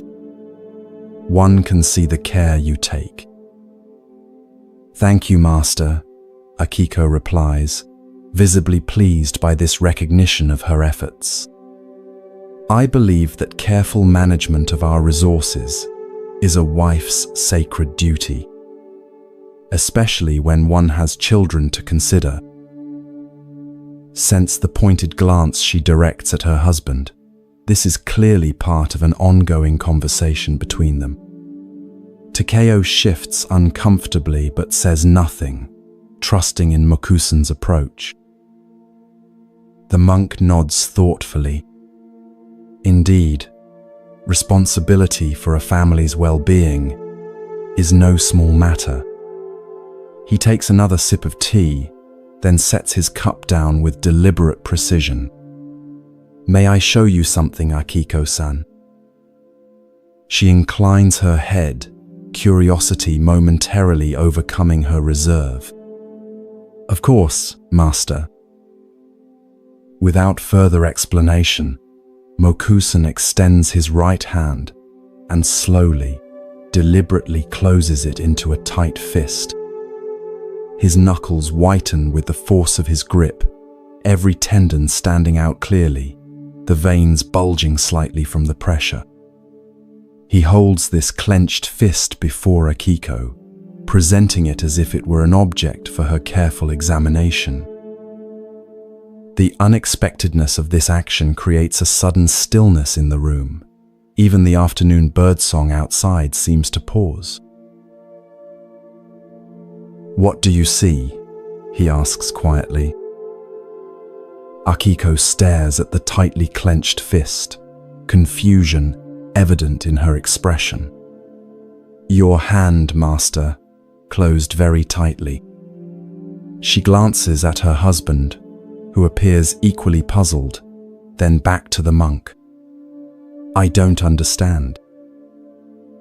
Without speaking, Mokusan extends his left hand and holds it completely open beside the clenched fist, fingers spread wide, palm upward in a gesture of offering or receiving. The contrast between the two hands is striking, one closed so tightly it trembles slightly with the effort, the other open and relaxed, ready to both give and receive. "And now?" he asks. "What do you see now?" Feel how the atmosphere in the room shifts as understanding begins to dawn on Akiko's face. Her eyes move from one hand to the other, then to her own hands resting in her lap, hands that, you notice, have unconsciously formed the same tight configuration as Mokusan's right fist. Slowly, deliberately, she uncurls her fingers, allowing her palms to open upward in mirror image of the monk's left hand. "A hand that can neither give nor receive," she says softly, looking at the clenched fist. "And one that can do both." There is no defensiveness in her voice now, only thoughtful recognition. Mokusan nods, his eyes conveying approval of her insight. "Both hands are needed in this life," he says. The closed hand protects what is valuable, prevents wasteful scattering of resources. The open hand shares blessings, welcomes good fortune, connects us to others. He brings his hands together, the closed fist now beginning to relax, the open palm gently folding to meet it. True wisdom lies in knowing when to close and when to open, not in remaining always in one position. Watch as Akiko's expression transforms, not dramatically, for she is not a woman given to excessive display, but subtly and genuinely. Something in this simple demonstration has reached her more directly than any amount of reasoned argument could have done. She looks at her own hands, now resting open in her lap, then at her husband with new awareness. "I had not thought of it that way, Master," she says quietly. "I believed I was protecting our family by keeping our resources secure." She hesitates, then adds with new insight, "But perhaps I have been keeping other things out as well. Joy, connection, the blessings that come from generosity." Takio's face shows a mixture of surprise and relief at this unexpected opening. He reaches across the space between them and gently places his hand over his wife's. "You have always been our family's strength," he says warmly. "Your careful management has seen us through difficult times. I only wish for balance, not for carelessness." Mokusan rises to his feet with the fluid grace that belies his advanced age. "I must return to the temple before evening meditation," he says. "Thank you for the tea and for your attention to an old monk's simple demonstration." With a respectful bow to both husband and wife, he moves toward the door, his teaching complete. As you follow Mokusan back along the path to the temple, the setting sun bathes the rice fields in golden light. Looking back, you see Akiko standing in the doorway of their home, her right hand now resting lightly on her husband's shoulder, her left extended toward a neighbor who has approached with a small child in tow. Though you cannot hear their words, the neighbor's relieved smile suggests that perhaps some small act of generosity is already flowing from the lesson of Mokusan's hands. This simple story reveals the wisdom of embodied teaching, how Master Mokusan's demonstration bypassed intellectual defenses to reveal a truth that could be not just understood, but felt. The tight fist and open palm represented not abstract concepts, but living realities that Akiko could immediately recognize in her own experience. Through this direct approach, she was able to see not just the literal meaning of excessive thrift, but its deeper implications for connection, joy, and spiritual well-being.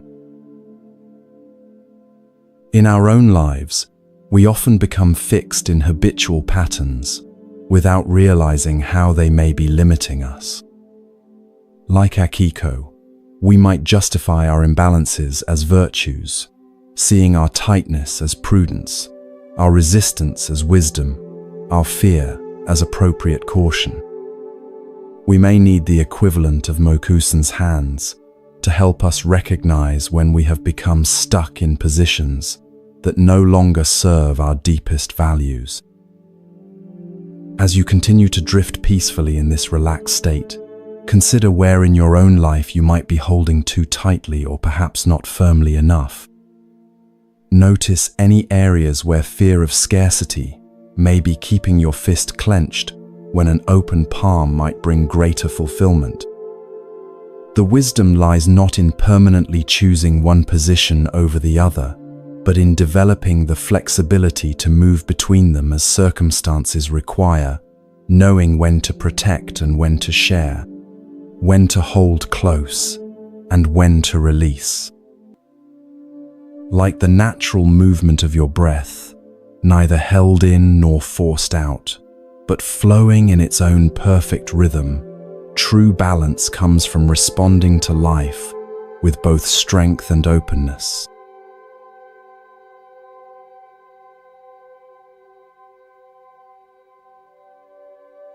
As these ancient stories settle into your consciousness, remember that wisdom often comes not through complex philosophies, but through the simplest gestures: a fan in winter, salt on the tongue, the moon reflected in well water, or Mokusan's open and closed hands.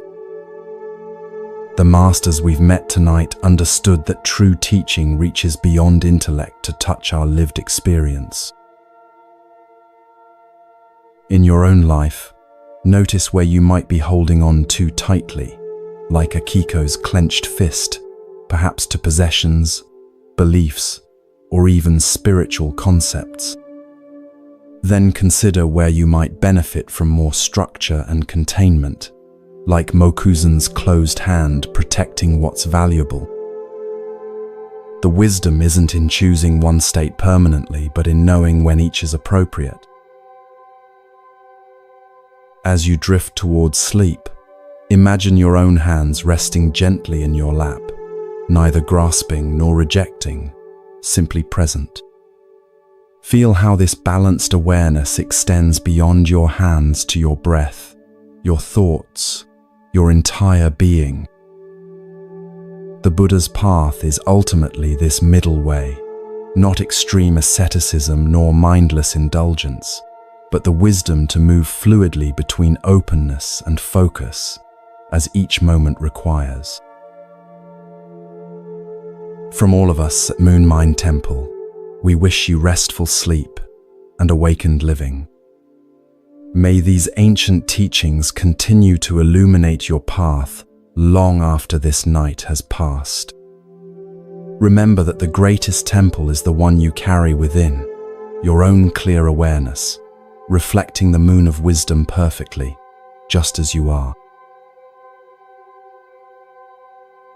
Thank you for joining us on this journey through the heart of Zen. Until we meet again, may you walk the middle path with hands that know when to open and when to close, with a heart that burns like fire while your eyes remain as cool as dead ashes. Good night, and may all beings be at peace.